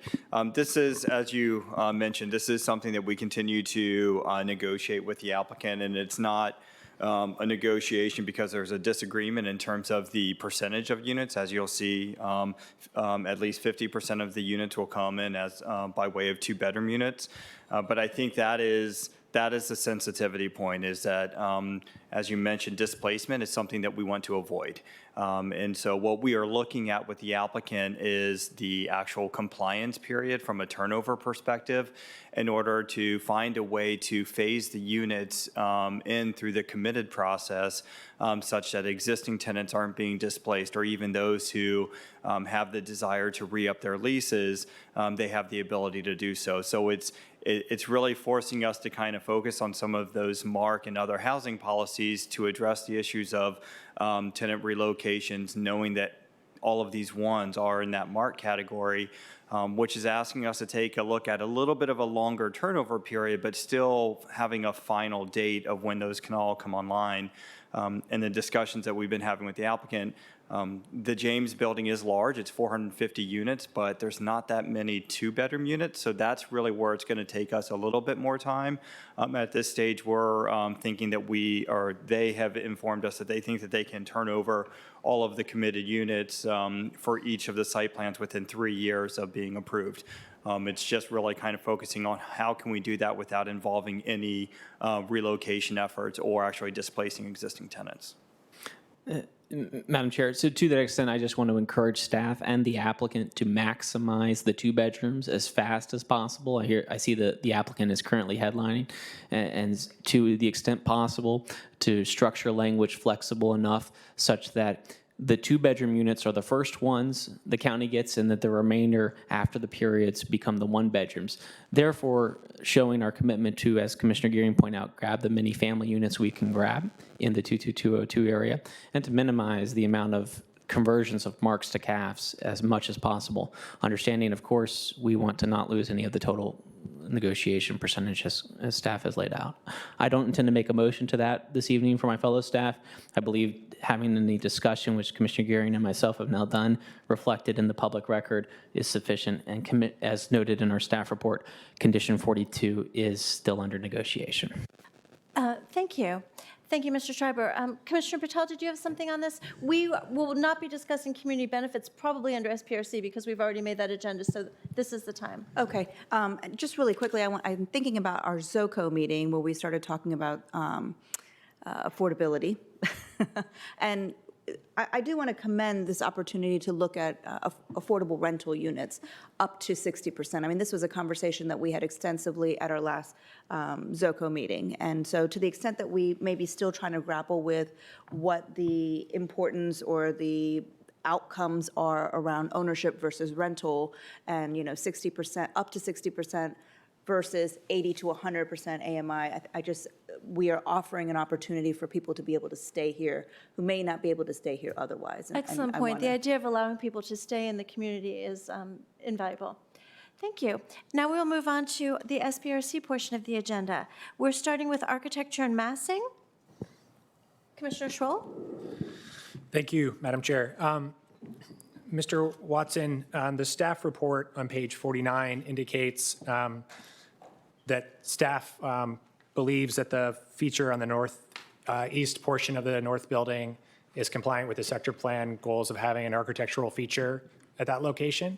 I was hoping you could kind of walk me through how staff came to that conclusion, as that feature does wrap the corner of the building and goes over to the southeast corner as well, and how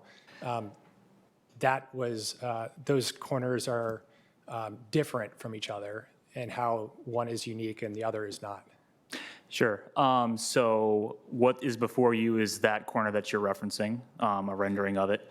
When this project started, this corner really had absolutely no differentiation whatsoever from the rest of the facade in terms of the materials or balconies, recessed windows, which you now have. So there was sort of a two-step process, and the applicant could probably even provide even more detail on this, but there was sort of an interim design that they came back with at the second SPRC. And then by the third SPRC, they'd come forward with this one. And I think, again, from our perspective, it does meet the intention and the recommendation of the sector plan to have an architectural feature at this corner. They're using a couple of different things that they're not using anywhere else on this tower. One of those things is the wood paneling that's shown here on the first three floors. They step the windows back from the facade, and they have also added these green planter boxes, which we thought was a nice biophilic touch, sort of increasing the amount of biophilia that's been wrapped into the facade. So for those reasons, we do think, objectively speaking, this is a facade differentiation. This is an architectural feature. I would also add that the sector plan, envisioned a single podium for this whole block. And so what we're getting here is two distinct podiums with two distinct towers and two distinct sets of architecture here.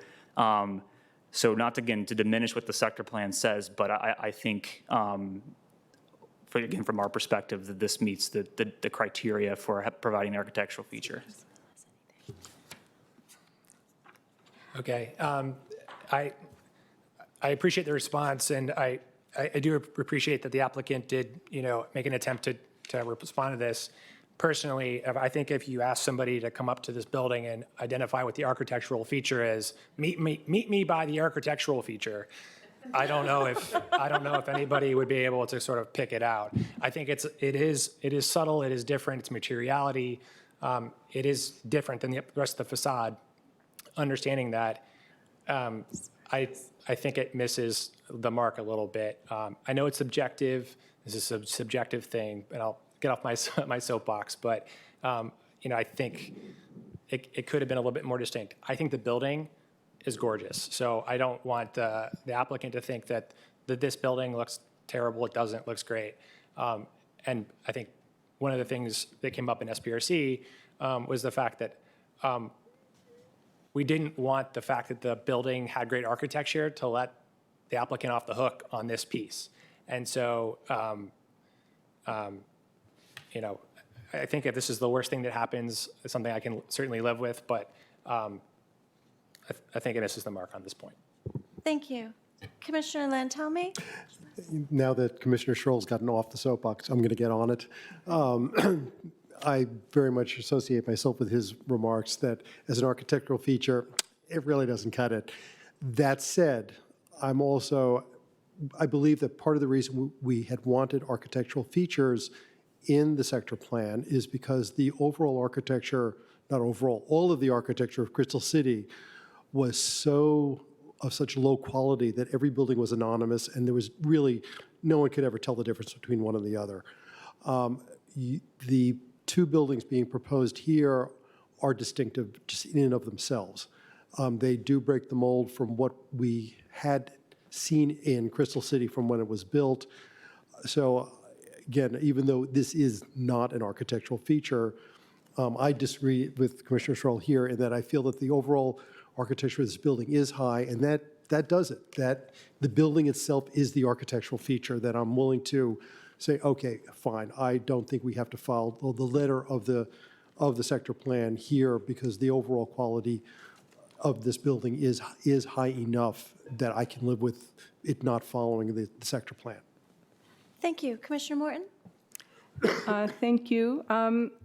Yeah, I associate myself with the fact, I think it could have been more defined, but I'm also convinced that the intent of the sector plan was probably reacting to those monolithic, monotonous superblock buildings and the kind of building represented with the single podium that was anticipated in the sector plan.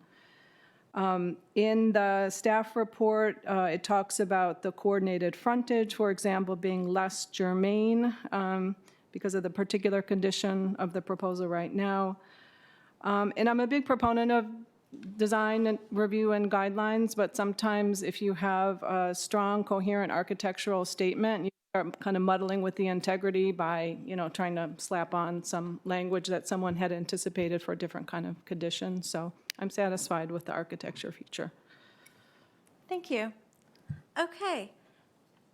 Well, let's move on to energy and biophilia. And before we take our comments, I'd like to hear from staff, the same way Commissioner Schroll asked about how help us follow along with staff's determination that the building was architecturally significant. I'd like to hear from staff how we determine that LEED Silver is sufficient and how we expect developers to comply with the newly adopted revised CEP. Yeah, sure. So the newly adopted CEP's first goal is to increase the energy and operational efficiency of all buildings. That's what the goal is. Does LEED Silver contribute to that? It does. And so, again, from our perspective, it is meeting that intent. We do ask, as part of meeting this goal, that they consider doing up to 15%. In this case, they're doing 9, which is a little bit less, but that doesn't mean that it's not achieving the goal of this plan.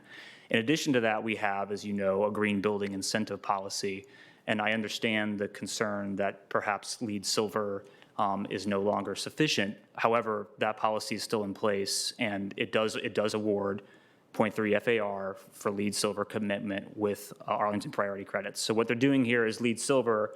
They're also proposing to do the 9% energy efficiency and to do the Energy Star certification. So from our perspective, again, it meets that, and I know that staff in our sustainability team are beginning to look at that bonus density incentive policy program to see how it might be revamped in the future. That's helpful. Thank you, Mr. Watson. Commissioner Siegel and then Commissioner Steinberger.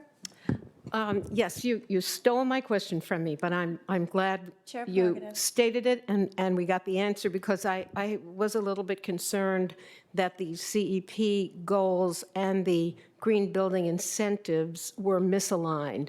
But thank you for linking them. And we will look forward to a review. It's a 5-year review, I think, of the green building policy.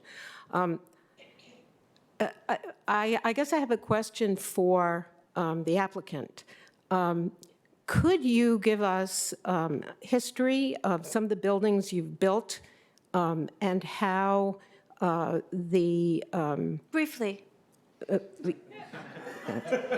Pick a building and how you see going forward what more you might do. And the reason I ask that is that at the PDSP discussion, I think I heard Mr. Van Horn say that JBG Smith has just recently hired a sustainability expert.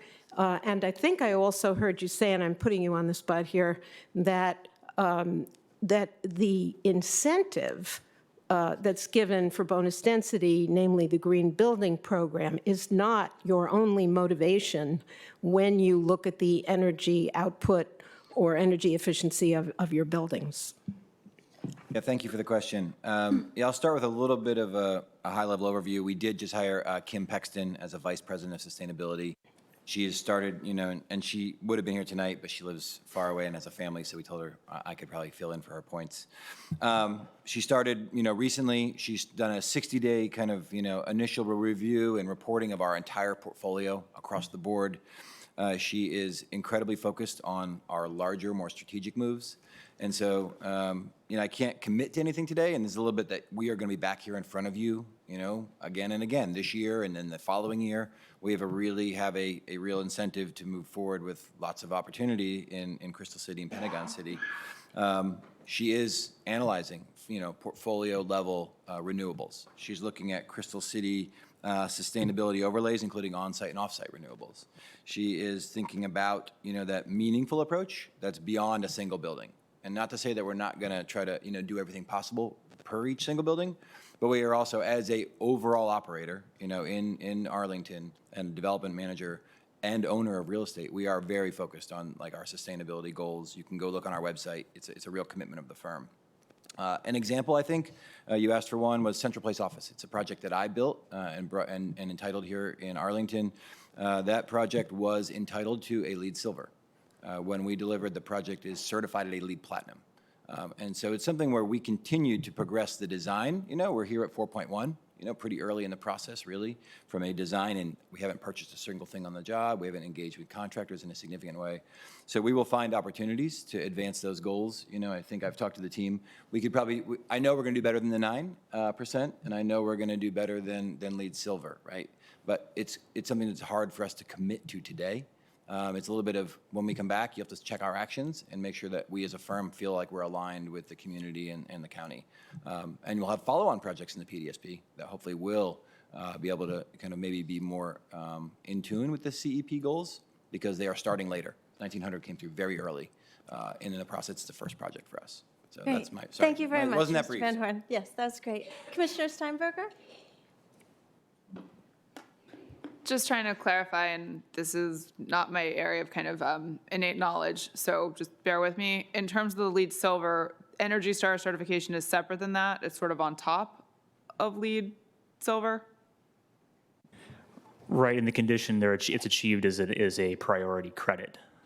Okay, and the same thing with the 9% energy. Right, energy efficiency is a component of an overall LEED scorecard. Okay, so you can have these different components that go into getting LEED Silver but are standalone as well? Correct. And like what our staff has been focused on, in terms of making that initial push to all development applications that come in, is whether it's LEED Silver or LEED Gold to sort of target energy efficiency level. There's certain criteria that are sort of more important to us in achieving the new CEP, and energy efficiency just happens to be one of those things. Okay, I appreciate that. I do think that, again, as we're looking in the context holistically of everything going on with the PDSP and the development that's coming forth for, the entire site, I do think that it makes sense that there be this progression towards greater efficiency as we're going forward, not just in terms of, technology's getting better. We're able to kind of look at other improvements and what we can kind of do from the standard should improve. We should be striving to do better. So I think I'm comfortable personally if we're starting at 9%, efficiency, with the idea that we're getting to something greater than that kind of for the site as a whole. And I think that should be the expectation. I'll go so far as to say that's my expectation as a commissioner. And I think that it should be the expectation of the community, my fellow planning commissioners, county staff, and the developer, that we're marching in that way. And everything starts at a point, and so if 9% is the point we're starting at, fine, but I will be unsatisfied if we're staying at 9% for the duration. And I think that's a fair thing to be disappointed about if it were to be the case. No reason to think it will be the case, just putting that out there. Thank you. Thank you. Commissioner Bagley? So I'm happy to hear that the applicant thinks that it will be beyond 9%. I appreciate that. Last month, as a group, the Planning Commission had the chair of the county board stand in front of us and say how much she and the board appreciated that we were helping push the energy and also the biophilic design. Because really, at the end of the day, it's not just about the CEP goals that we have. It's about what we're leaving behind for our children, our grandchildren, everybody else. We're all in this together. So from the standpoint of some of the others who had pointed this out, and for how we up here feel we have to go move forward and also not set a precedent so that if we're sitting here with another applicant later on, well, you did it for this one, we can't do that anymore. So I do appreciate whatever you can do to improve that number. Thank you. Agree. I think we're all heartened to hear that you're hoping to do much better than that. Commissioner Hughes, did you want to wrap up this part of our discussion? I do. I kind of want to first compliment the community. I think that pushing this issue is going to be a continual thing you have to go forward and do, and not to feel disappointed when you don't get everything you want with respect to it. We have buildings that are approved in this community that have 0 energy standards, even no LEED meeting at all. And so it's important to continue to push this issue. I think that the more you push it, the better we will get towards meeting our CEP goals. I think many members on this commission feel the LEED Silver is probably too low for the density bonus that's requested in some of our areas of the county and should be improved, but to continue to push it. And what I always want to remind my fellow commissioners, and it's always never forgotten on me, because it is a balance, it's a compromise between lots of trade-offs with respect to all buildings, is I am always reminded that 900 units close to jobs is incredibly valuable. And it means that 900 people are not commuting 30, 40, or 50 minutes, not in electric cars mainly, to get to their building. And we can't capture that real well, but it is something that we always have to remember. And I think sometimes it gets lost in the conversation. So, Thank you. Madam Chair, I'm terribly sorry. Could I have just 2 comments more on this topic? I know you wanted to close it off, but I'll be Well, I wanted to let brief. Commissioner Hughes have the last word on it, but go ahead, Commissioner Siegel. I'm going to have the last word. Just a question about the 2 other items raised by E2C2, Mr. Bloom, and others. I think in Europe, there's a lot of focus on using electrical appliances, induction cooking, and things like that. Could you just talk a very little bit about that and how you see that going forward, and also whether solar, on-site solar, could be a feature of some of your projects coming forward?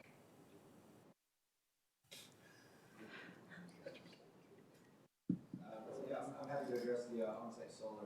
One of the key issues with solar on-site is rooftops aren't big enough to really do a meaningful amount of the building. And so the off-site solar is really what you find. I think on-site solar can be helpful for, kind of tours and testing and showing folks things like that, but it can't provide a meaningful portion of the building energy, which is unfortunate. Everybody's going to continue exploring, and technology will keep moving on that front, but that's one of the concerns there. Jay, if you can talk a little bit about the ground floor retail and gas, I guess, cooking. Yeah, so I think it was probably more holistically, right? The question being overarchingly the use of natural gas on the site. I do think, to Andy's point, the majority of it is actually in the retail spaces for cooking, in terms of cooking equipment that's down there. There is gas planned to go up into the units for the cooking materials there as well, and then also in some of the heating systems. And so I think that looking at gas, I think we can look at it at the retailers and figure out how you can keep working on it there.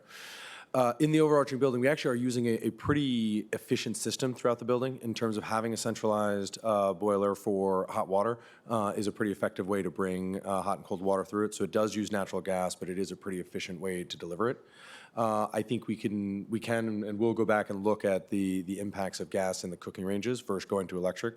When you do switch to electric, you are upsizing generally the electrical load in the building, and so it's not necessarily a pure offset of each other. And one more quick question for staff. What I understand DES is doing is pushing the 15% above the ASHRAE 90.1 2010 standard. There's a new 90.1 standard, which was revised in 2019. And I was wondering, as the review of the Green Building Program goes forward in next year, or I believe that's going to start next year, will we get a chance? Maybe nobody from DES is here, but I'll put the question on the table anyway. Oh, well, sorry, Mr. Gibson, you are here. It's not your area. Will we have a chance to learn a little bit more about the ASHRAE standard? That's new, I think, in my experience, for for energy efficiency. That's new. I'm going to go ahead and say that given the way we like to do community engagement in Arlington, the answer is probably yes. But Okay. I don't know for a fact. I'm not involved with it. All So right. sorry. Well, I'll put that out as a request. Maybe you can take it back to Joan and others. Absolutely. Thank you. Thank you, Commissioner Siegel. Clearly, we are very interested in seeing all of our new development progress strongly aligned with the new CEP goals. Commissioner Siegel, if you get more information on this, please share it with us. In the meantime, let's move on. Does anyone have any comments on the grand stairs? Yay. Commissioner Steinberger, Commissioner Moore, and then Commissioner Siegel. I really like them. I think that it's great to have them. No, but beyond just that, that I love the idea of a staircase also being multifunctional and having programmatic use. So I think that I'm not even totally sure what all that will kind of look like, but I'm really excited to see that and have that and go to an event there. I think that's great, and I think that we should have more functional space that also has that sort of programmatic community engagement space. So 2 thumbs up from this side, and I'm no longer getting side eye. Thank you. Commissioner Morton?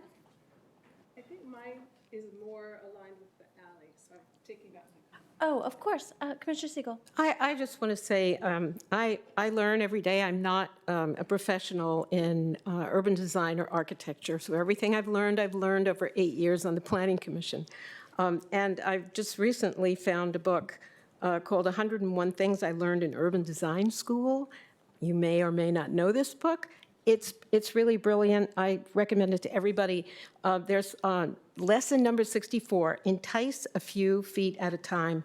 And there's a drawing here that looks exactly like the drawing of your grand stairs, with landings, with a place for a seat wall, place for people to sit. It's almost like a combination of stairs and plaza. So it's really wonderful. Thank you. All right, moving on to transportation. Commissioner Morton, I think this is where your comment will fall. I have a few comments. One, though, that I was thinking of, can you clarify, so there's a garage entrance and retail that face on the alley. If and when Mall 4 building goes away, what's that environment going to be like? Those are standalone structures right now anticipated, and would they remain? Again, I'm just trying to get a sense of what the alley condition would be like if and when that goes away. So I think this goes to the grade change comment, so I don't know if we have that slide, but basically where Mall 4 is supposed to come, it's right here. Where Mall 4 is supposed to come down will actually be at the top of where that retail is. So it would come flat, and then the retail will still sit there, and the alley will still feel the same way it does, with then the stairs taking you up to the plaza level. So you shouldn't feel any difference on the retail alley, whether Mall 4 is there or is not. And am I misremembering, isn't there a garage entrance as part of that as well? There's a garage entrance, so here you can see them. There's actually 3 garage entrances. One on the one right there that is being circled, that's actually an exit. Farther over on the right-hand side towards 18th Street, there's another garage entrance. And then the actual garage, the new garage entrances are in the bottom of the south tower, sort of on right there. So there are several that will be there, but those are all at the level of the existing alley. And so even with Mall 4 coming down, there shouldn't be any impact. Okay, all right, thanks. That was just a clarifying question. Thanks. Yes, Commissioner Natami. I'm not sure this ever came up at Transportation Commission or in the SBRCs, but for the east-west connection, does the fire department require that it be open to their vehicles? So it has to be designed such that there cannot be parking on Crystal Drive in front of it, regardless of whether it's pedestrian only or vehicles permitted. Because the fire truck can't get through parked cars. So we've talked to the fire department about this issue.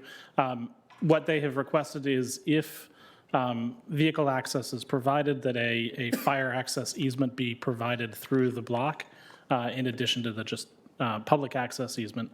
But they do not require the access if it is not a vehicle connection. But you're right, there is some portion of the Crystal Drive frontage that will not have parking because of a fire hydrant that is necessary mid-block to support the 2 fire control rooms for the block. So there will be some space that cannot be used for parking. It may be able to support other uses in a very short-term basis, but there would be sort of a gap. Okay, thank you, Mr. Gibson. Commissioner Schroll? Thank you, Madam Chair. Question for the applicant. I think in the applicant's presentation, in partial justification for vehicular access to the east on the east-west connection, you mentioned, the ability for kind of Ubers, Lyfts, TNCs, kind of accessing that. May I ask the applicant what the intended address for these, or addresses for these 2 buildings will be? Will it be on Crystal Drive or will it be on the new 19th Street? So part of the feedback from the fire marshal is that if there is vehicular traffic on the alley, then it would be addressed off the alley, or sorry, it'd be addressed off the east-west connection. Without vehicular access on the east-west connection, it'll be addressed off Crystal Drive. Okay, that's helpful. Mr. Gibson? I do want to point out that the technology that the ride-sharing companies use allows them to drop pins for locations regardless of the address. So it's not entirely based on the address. It is helpful, but when you put in that address, regardless of a 19th Court or a 1900 Crystal Drive, it may direct the user to one of multiple pins for pickup locations. I think, as we all know, if you order pizza and you give your address, or you order delivery of any type, and you just, whether we have this issue constantly with UPS and other kind of package delivery, that even though there's loading bays, they're not going to necessarily do that. And if your address is Crystal Drive, they're going to pull up on Crystal Drive and block that bike lane. And that's just the way the world's. And so regardless of where we can put pins. So, but point well taken. Thank you. Commissioner Siegel? So can we talk about, are we talking about the East? We are talking about the East-West Yes, Connect we are. tonight. Okay. I did a little research on the web, and I came up with a document called Cities Safer by Design. And I just wanted to report what I found here. This is not a research project that draws hard and fast conclusions, but I just found it very interesting that the basic idea is that once controls, no cars, red light, stop sign, once controls like that are stripped away, everyone is forced to become more alert and ultimately more cooperative. Through less restraint comes greater focus.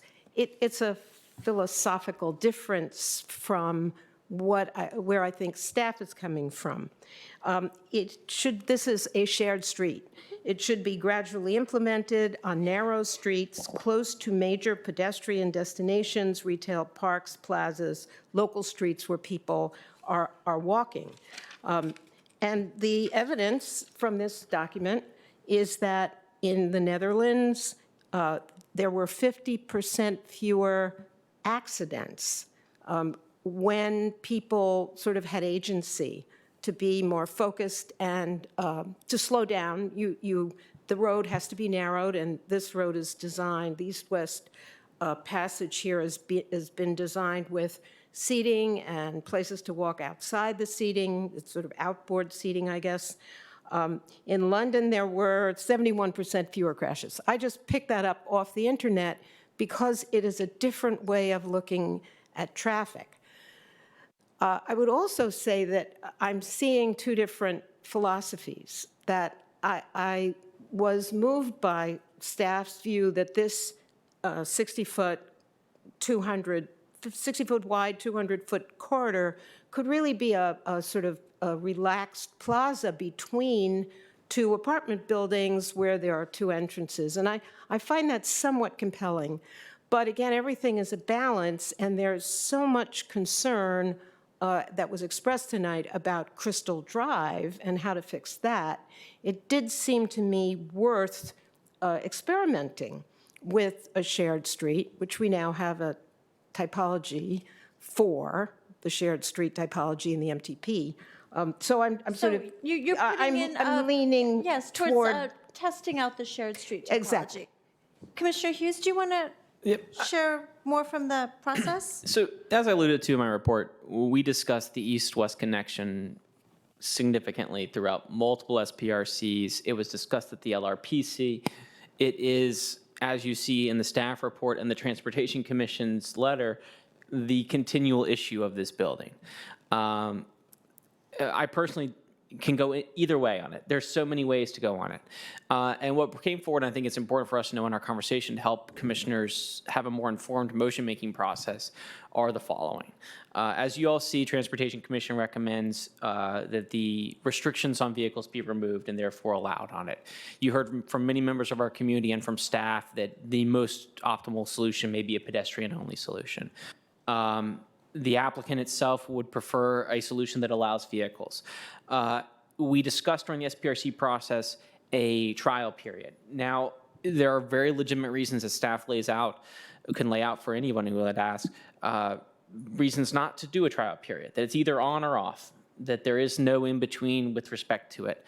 The language I proposed to you this evening was the best chance I could have at trying to craft a test period, should it be the third middle ground that's best to move forward with. But with respect to the east-west connection, I think those are the important things to be remembered. And I think what's more important for us all to remember is, as I said earlier, the design here is not going to change. And as we all know, amendments to SPRCs always happen. And whether this is a major or minor is a subject of lawyerly discussion that's unworthy of us this evening. But it's something to think about. So I think that for everyone who's thinking about a motion or any motion or how they want to support it, those are the important facts that I hope everyone can consider and ask your follow-up questions to staff to try to help inform them. Thank you. I have a question somewhat related to this, and I don't want to forget to ask it, so I'll ask it now. Where are we even considering the wider sidewalks? I thought that was a really good point that was made by the member of the community, that we will be expecting a lot more pedestrian traffic on Crystal Drive. So one of the things that we've done here is, a lot of this is balancing what the guidance of the sector plan is and how the community and the property owner look at the build out of a site. Yeah. And so within the sidewalk sections, what we've done is ensure that the most amount of space can be provided towards the pedestrian side, as opposed to, let's say, overly generous planting zones or things like that, where you can't use that for the, let's say, the mobility of people as that density increases in the area.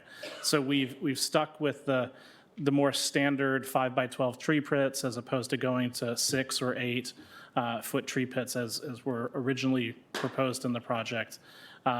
These are all trade-offs. And so I think that this is an area where we look at this, it's the right amount of 8 feet of sidewalk is still a generous amount of sidewalk. It is not a lot of sidewalk, and as density increases here in our community, there's more pressure on that. But we also, these buildings will actually be a lot less generators of traffic than the alternative case of an office building. They're probably going to generate about 1/3 of the trips that an office building of the same size would generate. So it's there is that bit in this particular Thanks, site. Mr. Gibson. And then the other question I have, and then Commissioner Morton and Commissioner Lantelmi, gets to, it seems like a lot of these issues are all interrelated. So what can we expect about an assessment of the projected traffic on Crystal Drive and how it will accommodate buses, cars, pedestrians, and cyclists to help us balance some of these decisions, including the issue of the protected bike lanes, whether or not the east-west connection should allow vehicular traffic, and so on? So let me start with the east-west connection to finish a little bit of discussion on that. One of the things that staff has thought about and recognizes is that the way to assure that there are 0 crashes on the east-west connection is to not have cars. That gets 100% reduction. So there's that point. The other point is that it's going to be, it's not as easy to drive through there as you think. That's okay. That does make it a less dangerous environment, but it might not be the place that you want to be. And that's where staff is looking at the east-west connection. We look at this as valuable public space. And from a transportation perspective, what we found is that the surrounding street network, the addition of the alley, particularly the addition of the alley, the addition of a large loading parking bay on 20th Street that can support larger vehicles there, and then really the appropriate management of Crystal Drive for all of its users by the county, with input from all of our stakeholders, gets us to a point where we can have a sustainable transportation network while also having extraordinarily good places for people to be. It's not just places for cars to be.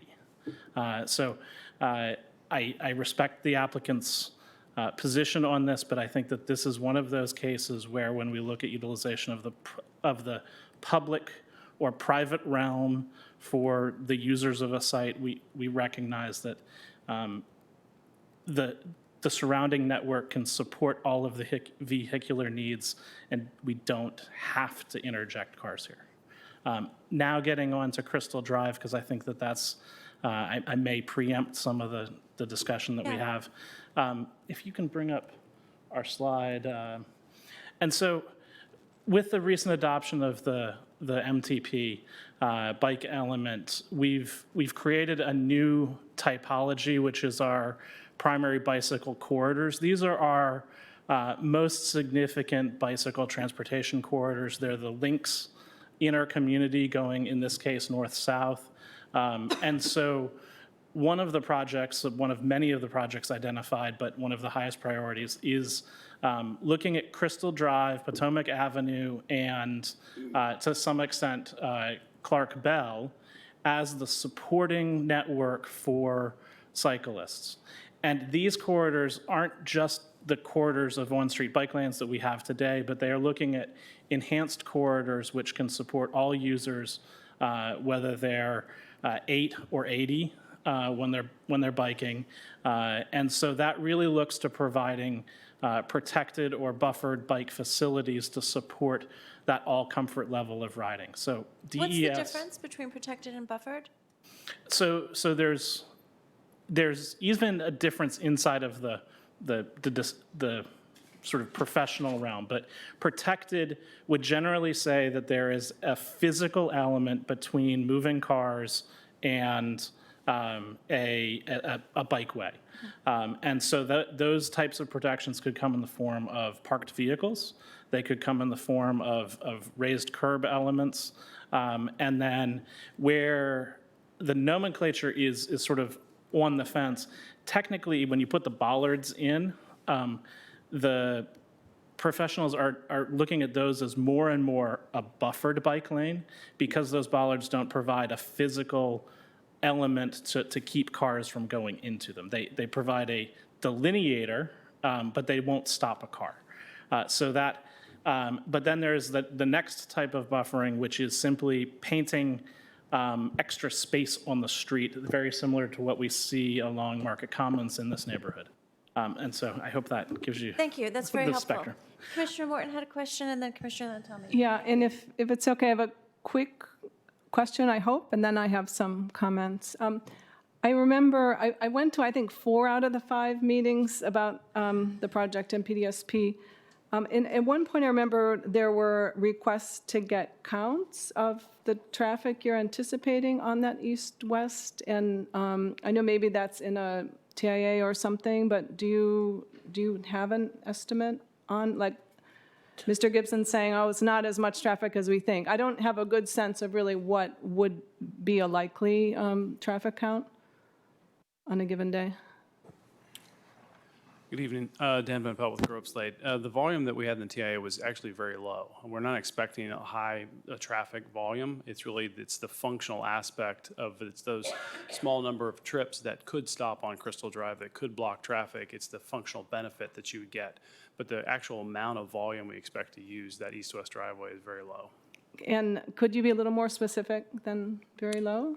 Well, I think part of it, one of the things that our industry hasn't done a really good job of is trying to understand what the impact of TNCs has been and how much traffic there is associated with Ubers and Lyfts, but based on some observations, we thought that that's probably about what we would expect in a given peak period is anywhere from 10 to 15 cars. Peak period being, a couple times a day. The commuter peak period, which is what our study focuses on. So, it could be off-peak times where it's actually even potentially higher on a weekend evening or something like that. Okay, thanks. So just some follow-up comments. I won't be supporting the staff condition number 59 that precludes the vehicular access. I could go either way with the test or just allowing vehicles. I was somewhat convinced by that nice graphic of the courthouse area, but, looking again, I think there seem to be generous pedestrian environments on both sides of that somewhat protected vehicular lane. we do have a big central park, right? Our new central park is a lot of open space, and there's the grand staircase leading up to it that I think provides, a big opportunity for people to hang out.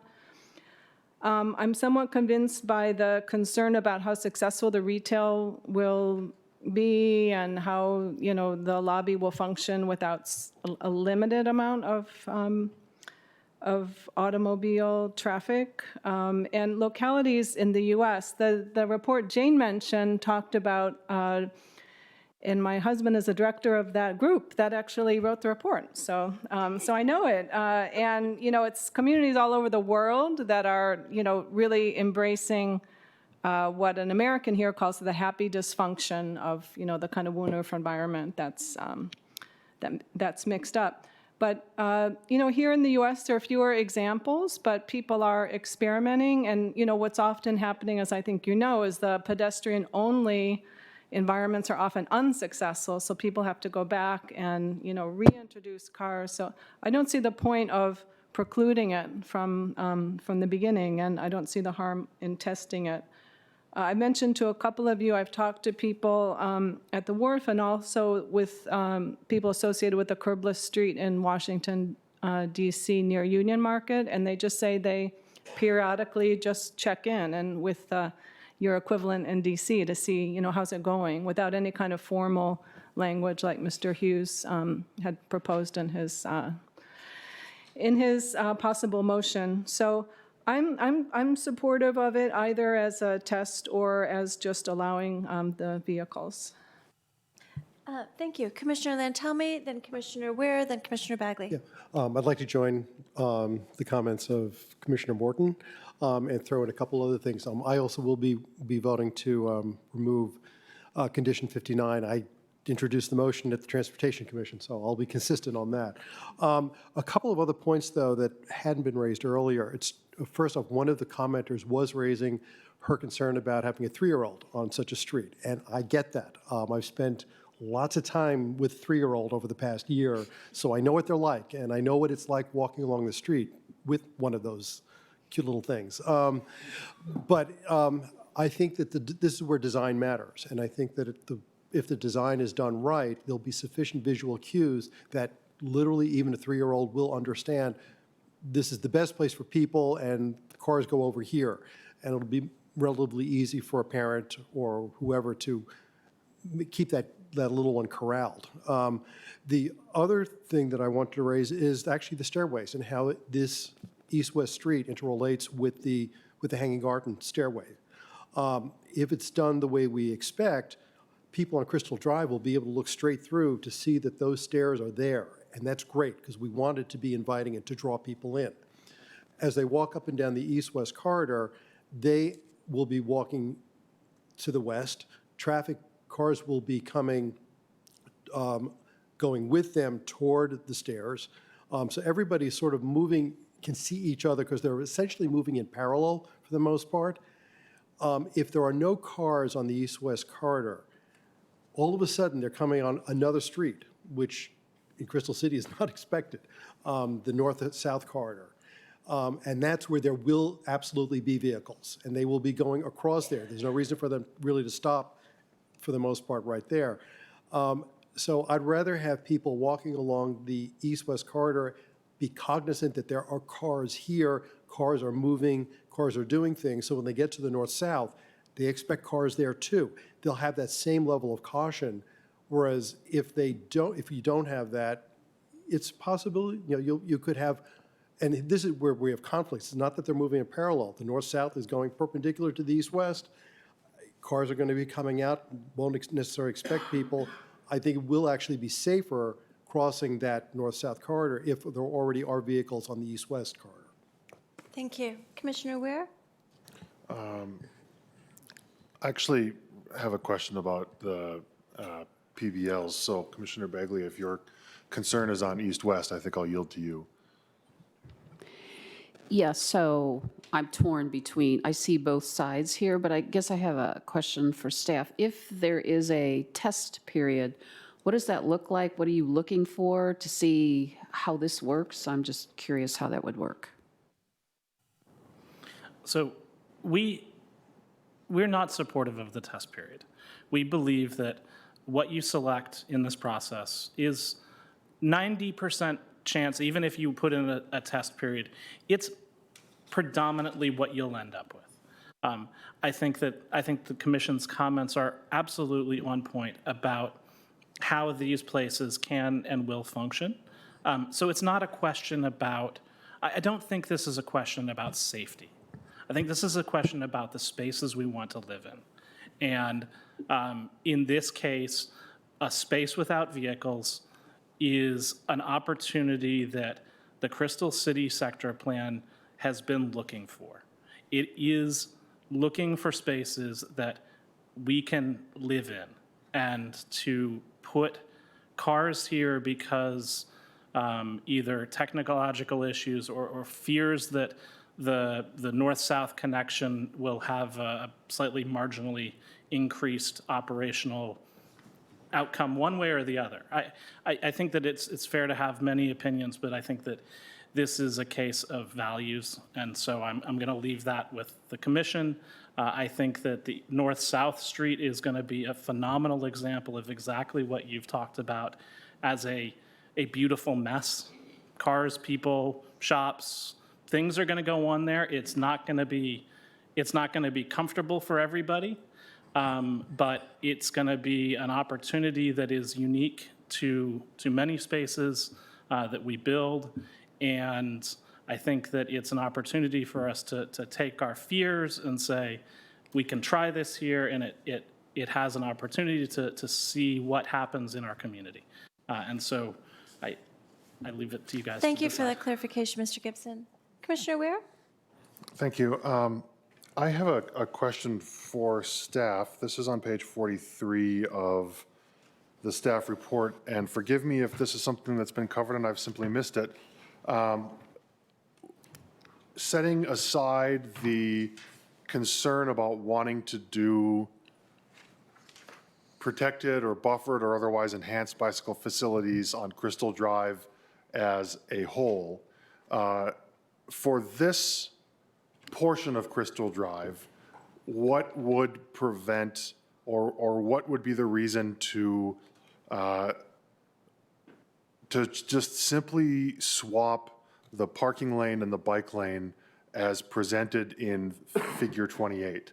It seems to me, given the data that we have and the news stories that we've seen, that anytime you're placing the bike lane between the travel lane and the parking lane, you are inviting cars and other vehicles to pull off and park in the bike lane. So just to reiterate, for this section of Crystal Drive, why not simply diverge the parking lane and the bike lane? So in that type of design, you still need a buffer between the parked cars and the travel and the bike lane itself. So if you have a 7-foot bike lane or a 7-foot parking lane and a 5-foot bike lane, you need 2, 3, 4 more feet in the mix to flip them. And so as we look at the 59-foot cross section, there isn't a couple feet, there isn't 3 feet in that to simply achieve that without making a trade-off to either the parking, the travel lanes, the transit lane, or the adjacent northbound bike lane. And so I think that if there was an easy solution, we would certainly be very much on board doing that automatically. And what we've found is that there is no solution that doesn't have a trade-off, and that's why we want to both look at it holistically and with a community discussion. But part of that community discussion and looking at it this way, it will also provide an incredible opportunity for us to implement new curbside management changes along Crystal Drive, whether it's additional short-term pickup and drop-off zones along the curbside and or allocation of parking spaces and the like in that whole broad discussion. Thank you. So just one follow-up on the question about the separation. And please take my anecdote for exactly what it's worth, but my recollection when the district began experimenting with using parking as the protecting buffer, I think it was 14th or 15th, maybe 16th Street, almost 10 years ago, maybe even 12 years ago. I don't recall much more than maybe a foot separating two stripes and some bollards at most as the separation. And so I guess, I grant that this is both my memory and observation and time, right, that's separating me from this anecdote. But I guess I want you to just speak a little bit to why we would need 2 and 3 feet as opposed to, 1 foot and some bollards. Like, what is it that makes the minimum buffer between the bike lane and the parking more than almost nothing? I can't speak to the studies behind it, but I can speak to the fact that NACTO and other guidelines don't recommend that 1 foot. And so I can speak to 15th Street corridor in the district, and that it has more than a 1 foot buffer now. So I don't know whether or not that was because 1 foot didn't work, if that was in case what it did, or if it didn't have that. But our professional expertise says that when you put in these buffers, you need, generally 3 feet is the minimum to do it. That's about what we've got on Clarendon Boulevard where we have, or on Wilson Boulevard where we've put in the new protected bike lanes coming out of Roslyn. That's probably represents the minimum design standards for that case. Anything else, Commissioner Ware?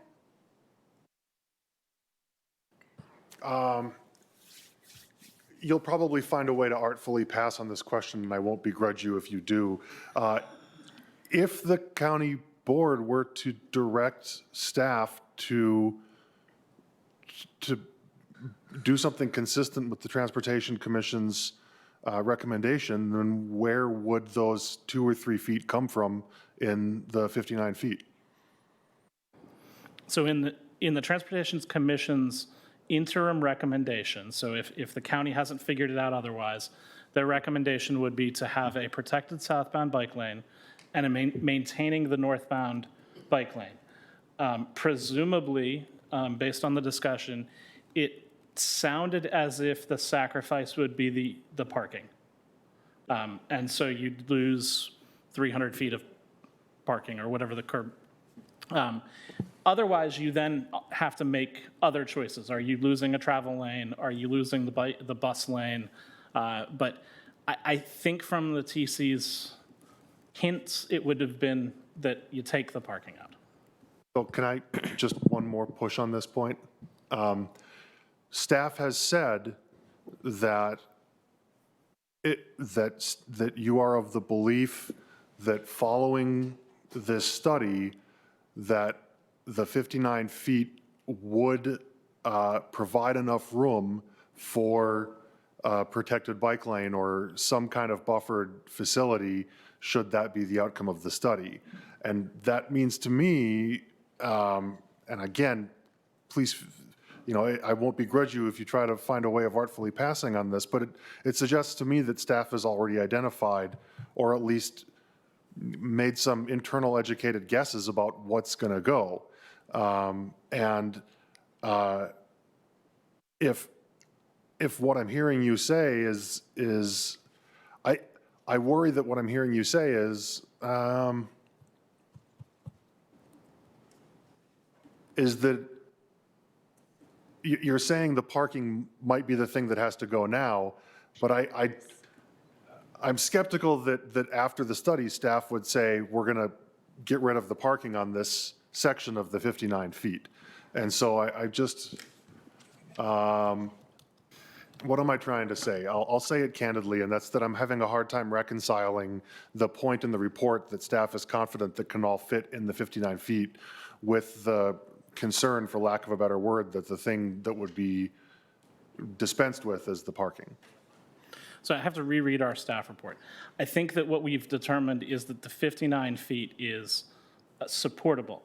I don't think that And part of that is considering what else is in the network and how we would achieve anything else.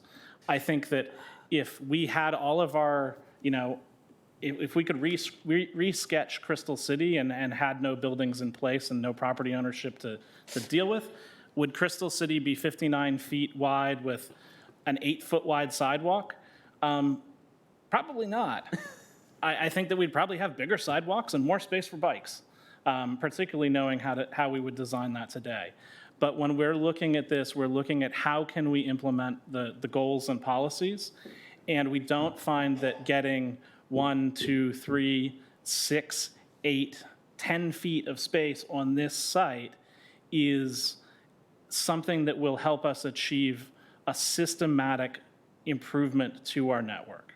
And so it's really that within the 59 feet, we can work with everything else that's around us. We can have the same decisions on the table and go through a community process to figure out what our priorities are, possibly on a block-by-block basis. We think that this provides us an opportunity to both integrate changes with site plans that are coming before the board and the commissions. The applicant has agreed to updating plans to address findings from that. And then it also gives us the ability to independently implement work in the DES work program to make changes where site plans aren't coming along. And it's a little long-winded, but. No, thank you, Mr. Gibson. Thank you, Commissioner Ware. I suspect we'll have a motion that addresses some of this. Is there anything that has not been said about transportation that someone would like to raise? Commissioner Steinberger? And apologies if this, I missed this in the report or if it was otherwise addressed elsewhere. I tend to find myself intrigued by the idea of sort of doing a test period with cars on the east-west connection, because I'm not really sure what I think the best answer is there. And I can see scenarios in which I always think more information in a lot of situations can be helpful. I guess maybe the answer is that from the staff's perspective, whatever you try as the test is what it's going to be. I think you used the phrase 90% likely that that'll be what you end up with. Is there a scenario in which we should be testing that as pedestrians only as opposed to with cars instead? And I'm just trying to figure out if that's,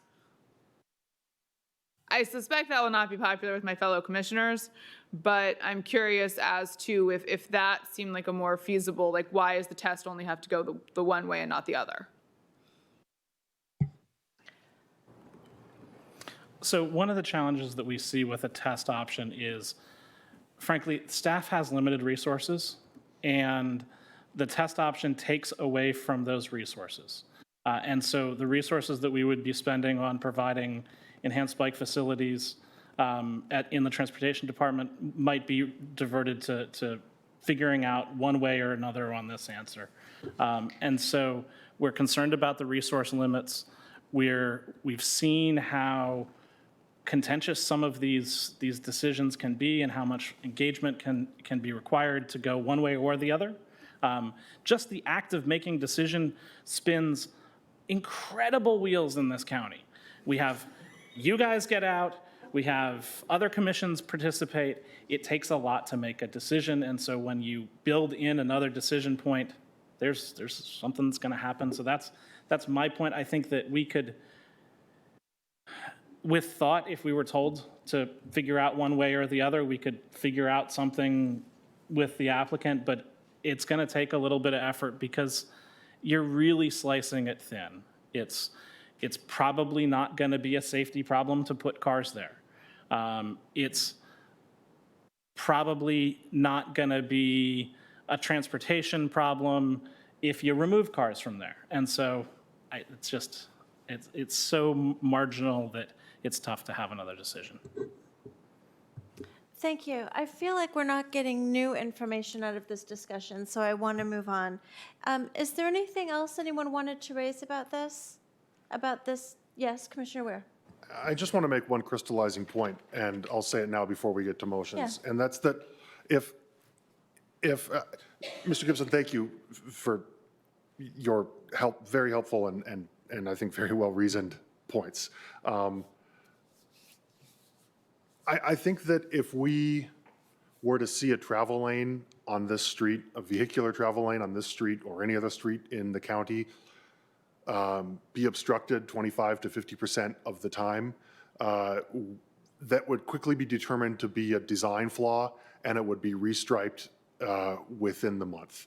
And I worry that repeating the design flaw is akin to predetermining that the lane will be offline and a design failure, at least until we come through the process of making another decision, which, you know, as you pointed out, is hard and takes a lot of time before we can correct that. And we're relying on future boards, future planning commissions, future transportation commissions, future neighborhoods, future everyone to come to the point that we think is the right outcome now. And so at least respects this street, I would prefer to come to something close to the right outcome right away and then shoehorn it to the full right outcome. And I think that I'll use that as my way of supporting any motions that I either make or support. Absolutely. Thank you. Are we ready for a motion? Commissioner Hughes. All right, so grab your paperwork, everyone, because you got some motions to go through this Yeah. evening. So I want to make sure before I start making them, everyone sort of understands the order of which we're going to go. So if you can go to your... Thank you, Ms. Badger. Thank you. So if you go down to page 2 of the staff report, you'll follow the motions I'm going to go through. I recommend that we go through them each individually. Note that number 1 is the PDSP. So if you have any amendments, which I do not, with respect to the PDSP, that would be best to be done after number 1.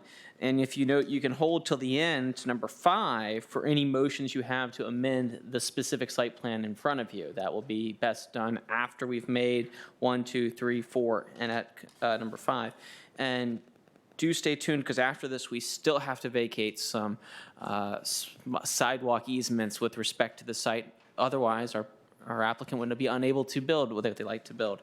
So that's our motions. And as I said in my meeting, I'm going to go ahead and move most of the transportations as amendments. I believe that they're also very supportable. I'm separating out number 5, which is condition 59 with respect to the east-west connection. Commissioner Lantomi made that motion for no cars at the TC, and he's agreed to make that motion to amend this evening.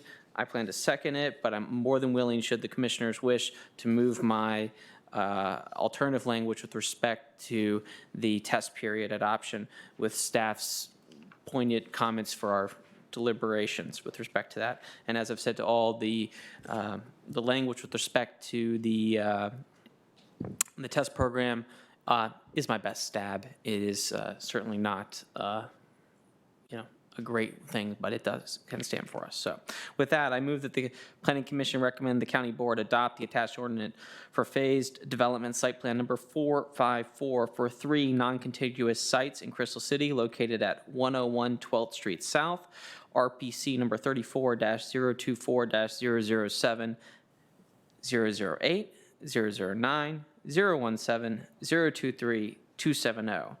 1900 Crystal Drive, RPC number 34-026-037 Part, and 223 23rd Street South, RPC number 34-020-003, 017, 018, and 265.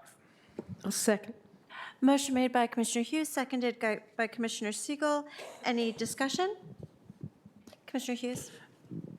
My only comment is what I said earlier in the conversation, just for the record, with respect to encouraging staff to maximize its negotiations with respect to affordable housing contribution timing. Thank you. I'll call the question and vote on. All in favor? Unanimous? Thank you. I move that the Planning Commission recommend the County Board adopt the attached ordinance to rezone the property known as 1900 Crystal Drive, RPC number 34-026-037, Part 4, CO Mixed Use District to CO Crystal City Mixed Use Crystal City District. I'll second. Motion made by Commissioner Hughes, seconded by Commissioner Lantelmi. Any discussion? All in favor? Unanimous? Madam Chair, I move the Planning Commission recommend the County Board adopt the attached resolution to amend the Crystal City Block Plan for Block JK, CCB-JK-2, dated February 14th, 2020. I'll second. Motion made by Commissioner Hughes, seconded by Commissioner Siegel. Any discussion? All in favor? Unanimous?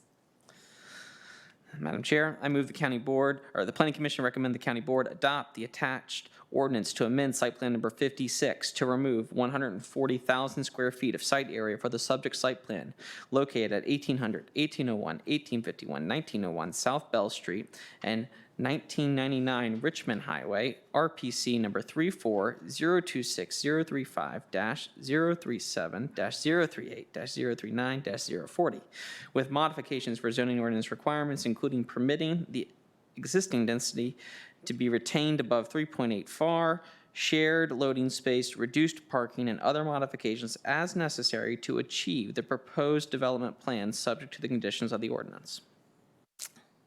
Any second?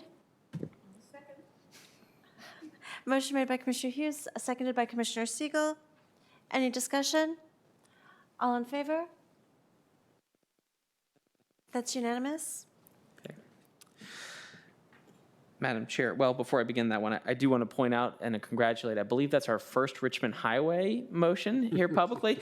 And number two, you have just done the first approval of a phase development site plan for a non-contiguous site plan, or non-contiguous site plan. So first were achieved this evening.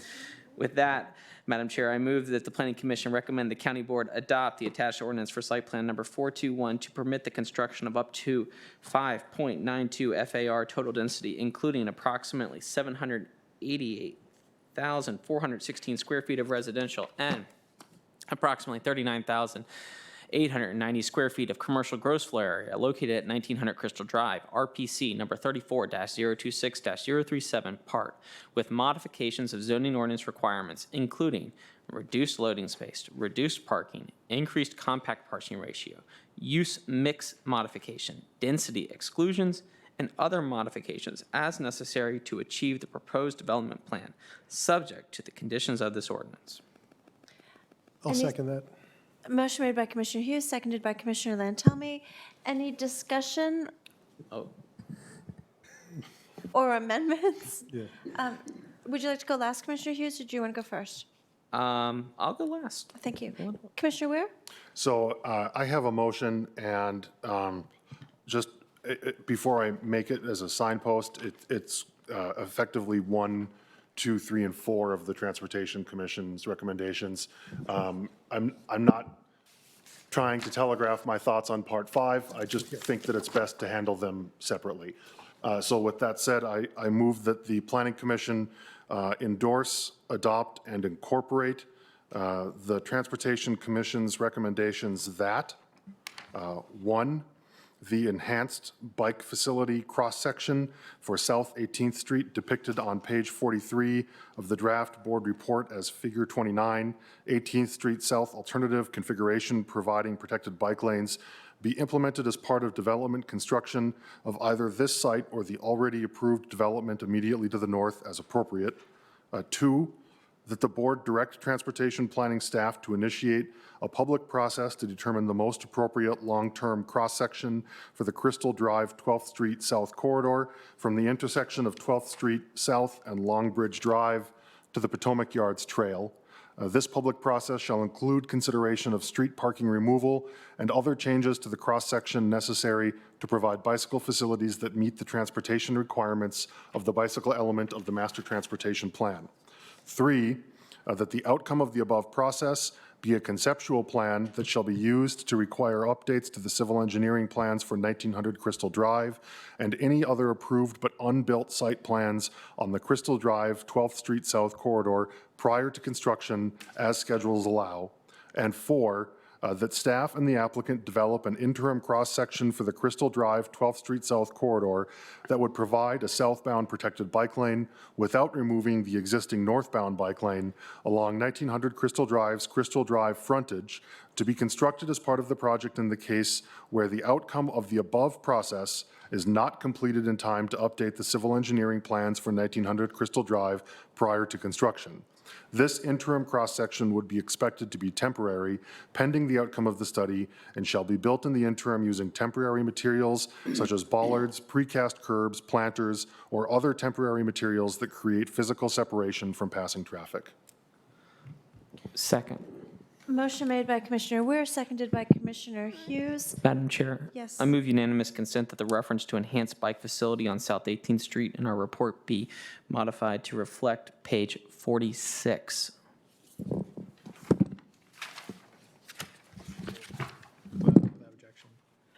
Without objection? Okay, there you go. All right. Any discussion on this? Commissioner Ware? The only thing that I'll add to my earlier comments is that in addition to the master transportation plan, I believe that we have a Vision Zero resolution that's been adopted by the board, and I think that while it is challenging, it's appropriate for us to insist that that projects take that as a basis for what's required. Thank you. Any other discussion? Commissioner Lantami? I don't know whether it's appropriate time right now to offer an amendment also consistent with the motion of Commissioner Hughes. We will You want to vote vote that one on first? this amendment first. Okay. Thank you. We'll come to you next. More discussion on this? Thank you. This evening, for those of you who don't know, I bike to and from work, so every day I experience the biking infrastructure of Arlington.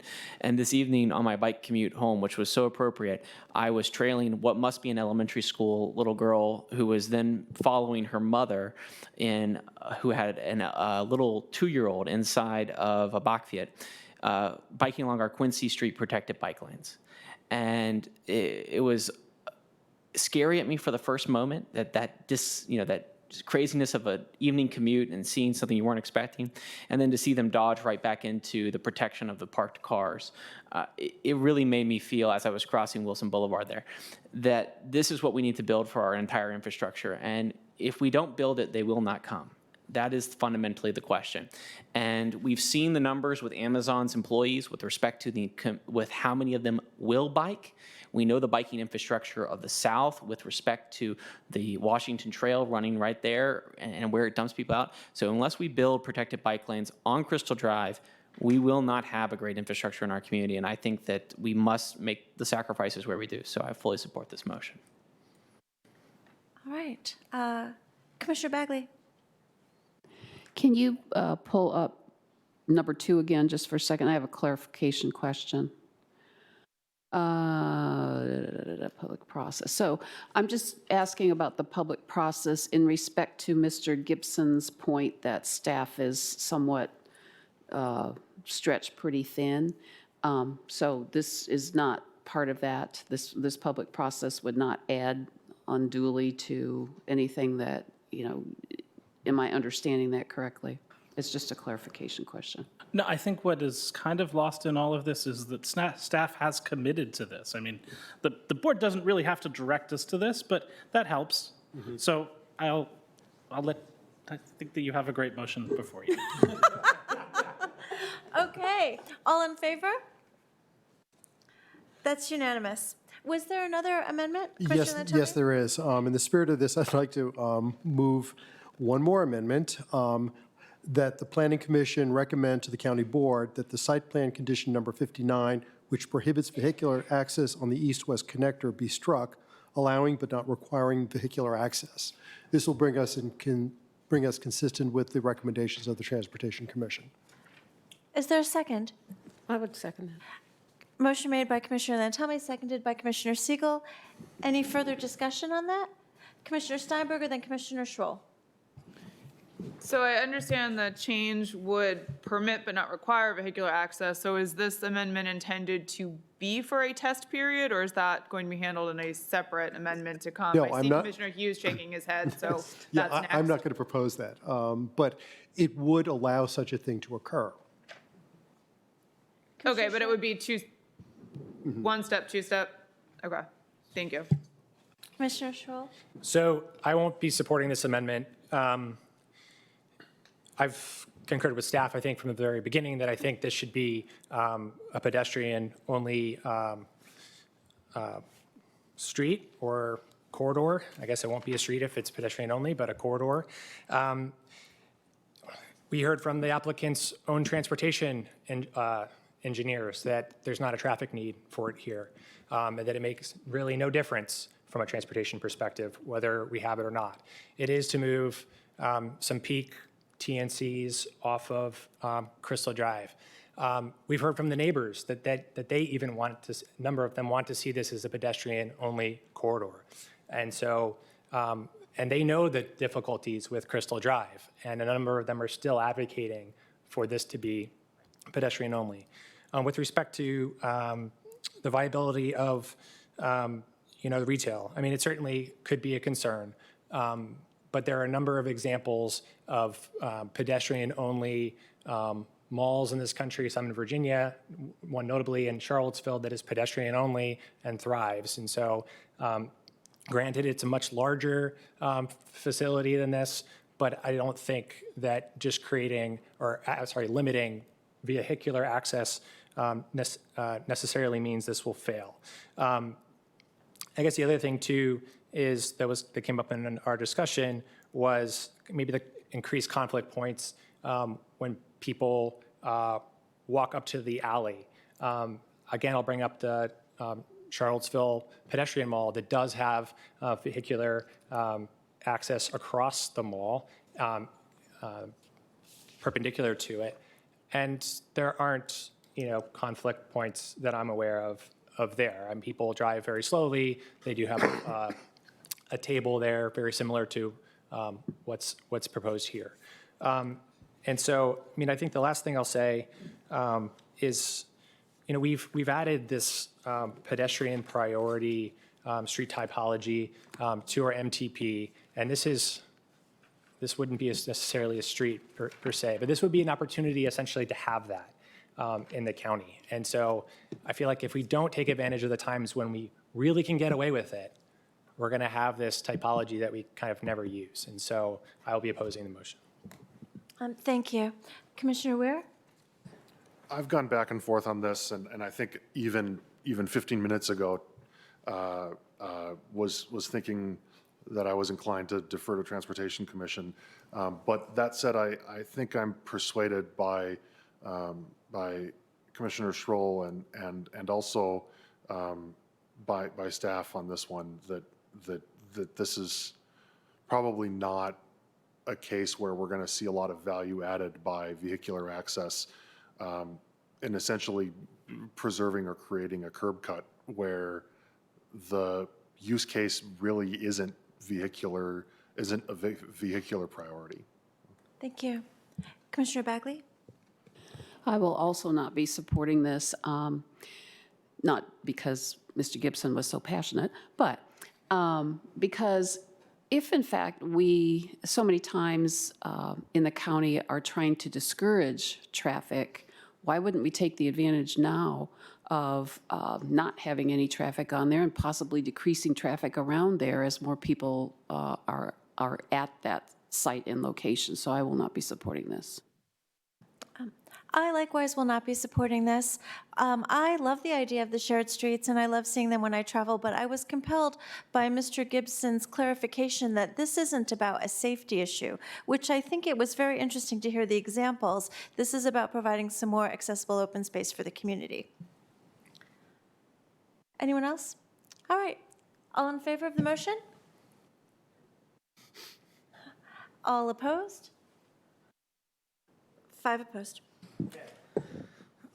Madam Chair. 5-5? 5-4?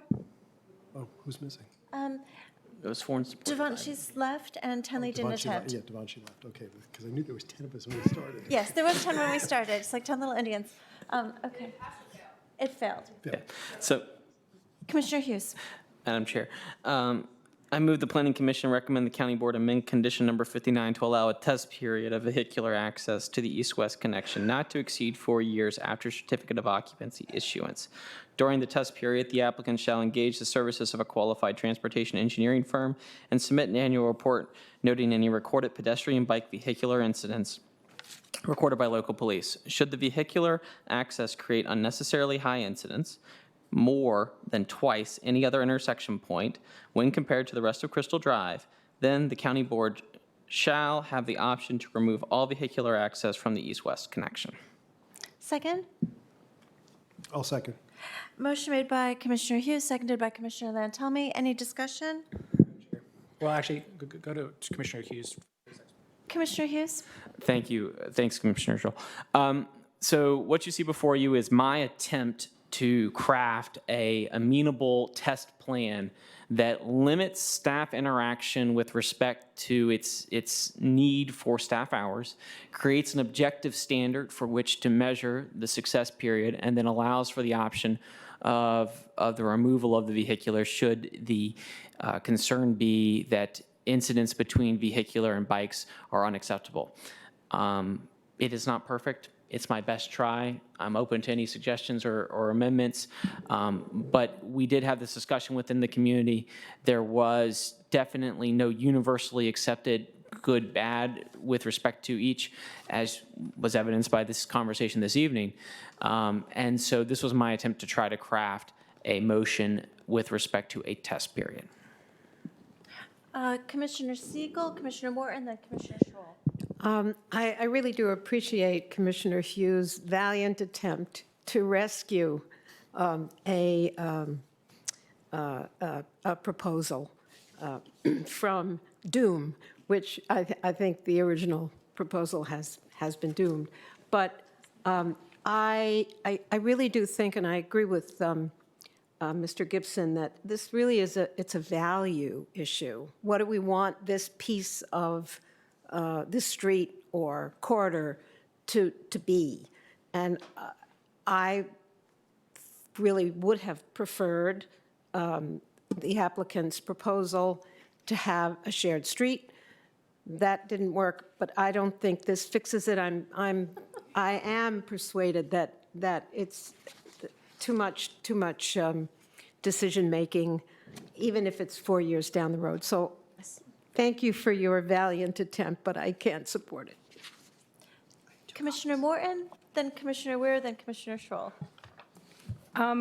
I echo Commissioner Siegel's appreciation that you crafted this. I would be willing to support it if it was a little bit less specific, like more than twice any other intersection point. I'm more than willing to have a motion to the effect to strike that language. This is one. I move, so what do I do? Ask for unanimous consent? You seek unanimous consent. I seek unanimous consent to remove the parenthetical phrase more than twice any other intersection point. With no objection? We will strike that language. So Commissioner Morton, you would be in favor of it So the I way would it's written be now? in favor of it the way it's phrased. Okay, Commissioner Weir, Commissioner Steinberger, Commissioner Schroll. I am also inclined to split the proverbial baby on this one. I think that this is permissive language. It does not, we're not recommending that the county board engage in the study. We're simply acknowledging that in this case, the applicant does in fact have some reasons to want to have a shared street there, to want to have a bit of a beautiful mess. This would allow the applicant to, by my reading, this would allow the applicant to seek that study and to sort of make a case. It doesn't create the study, and so because it's a little bit more limited, and because I'm already on the fence about it, I think that this is an appropriate way forward with for the conflicting concerns that we've heard here. Thank you. Commissioner Steinberger? Two thoughts. So I'm not conflicted. I'm not going to vote in support of this. I think that if the argument's not a safety concern coming from the county staff, then this is an entire amendment geared towards safety concerns that doesn't appear to be the issue that's actually concerning staff. So I'm not really sure what this does. When it comes to, also I'm confused, the county boards have the option to remove all vehicular access. What would be, this is an actual question, not just me being glib. What would be the process by which they could then take that option? Like, how would that come before the county board? Anyone?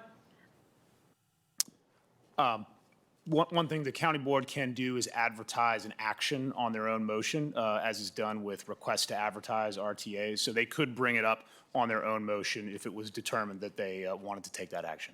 Okay. I'm going to go out on a limb and guess that's not going to be high on the list of things the county board is going to do 4 years down the road. So I don't necessarily, thank you for that explanation. That was very helpful. I don't necessarily feel like, I'm persuaded by the fact, I'm not going to call it a fact. I'm persuaded by the assessment from county staff that if we start this as a test for 4 years, that's a very long test period, first off. And I think you will end up simply with cars there and people won't know kind of what they're missing. If we'd flipped this and started it with just pedestrians, I would have considered adding cars later, but nobody wanted to go that route. That's fine. So I will not vote for this. Thank you. Thank you. Commissioner Lantelli and Commissioner Schroll. Yeah, I will be voting for this, but I do note that it says specifically not to exceed 4 years, so it could certainly be way, way shorter than that. And I'm not sure to what degree it needs to have a lot of staff time in that it could simply be recorded by the applicant and they do a report once every 6 months, once a year or whatever, until whatever the period is. So it shouldn't take a lot there. Finally, I think part of it could be just how are people using this space? Ideally, I'm not sure this is really the hangout place for people. We really like people to use the grand staircase and go up to the park above. That'd be the best thing. This is a corridor for getting from one place to another rather than a hangout place. So I'll be voting in favor of this. Thank you. Commissioner Schroll? Thank you, Madam Chair. As probably come as no surprise, I will not be supporting this for many of the same reasons that Commissioner Steinberger just articulated. Staff, in its articulating its own position, did not say that pedestrian conflict with vehicles was the reason that they're not supporting vehicular access in this location. Mr. Gibson even noted that if vehicular access were provided, he didn't anticipate many conflicts arising from that. So it's a value judgment. And in my value, for my own purpose, this is a place, again, where we have the opportunity to have a pedestrian priority street. And I think we should avail ourselves of that because the applicant's own transportation engineers say that doesn't achieve a transportation benefit from doing otherwise. Thank you. Commissioner Hughes, any last words on this?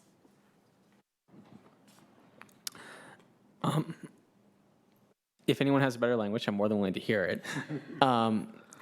That being said, I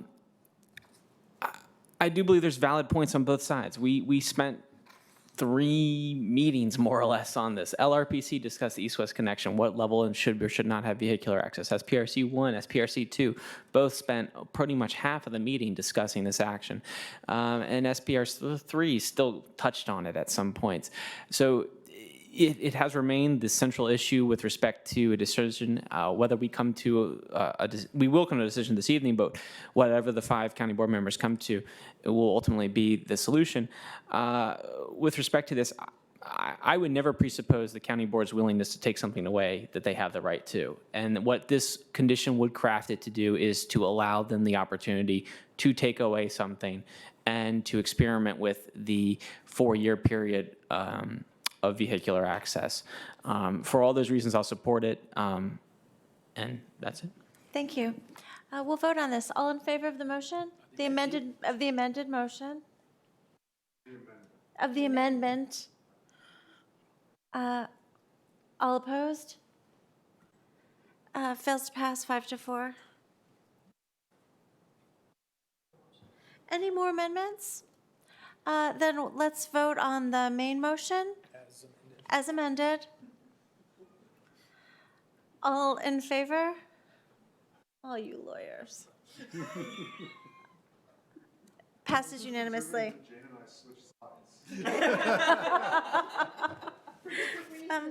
Passes unanimously. Okay. And we have one more motion.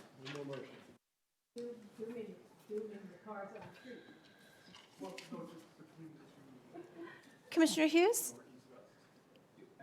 I think our staff has a slight presentation to inform us a little bit about the sidewalks we might be getting rid of or allowing to be Just a sentence.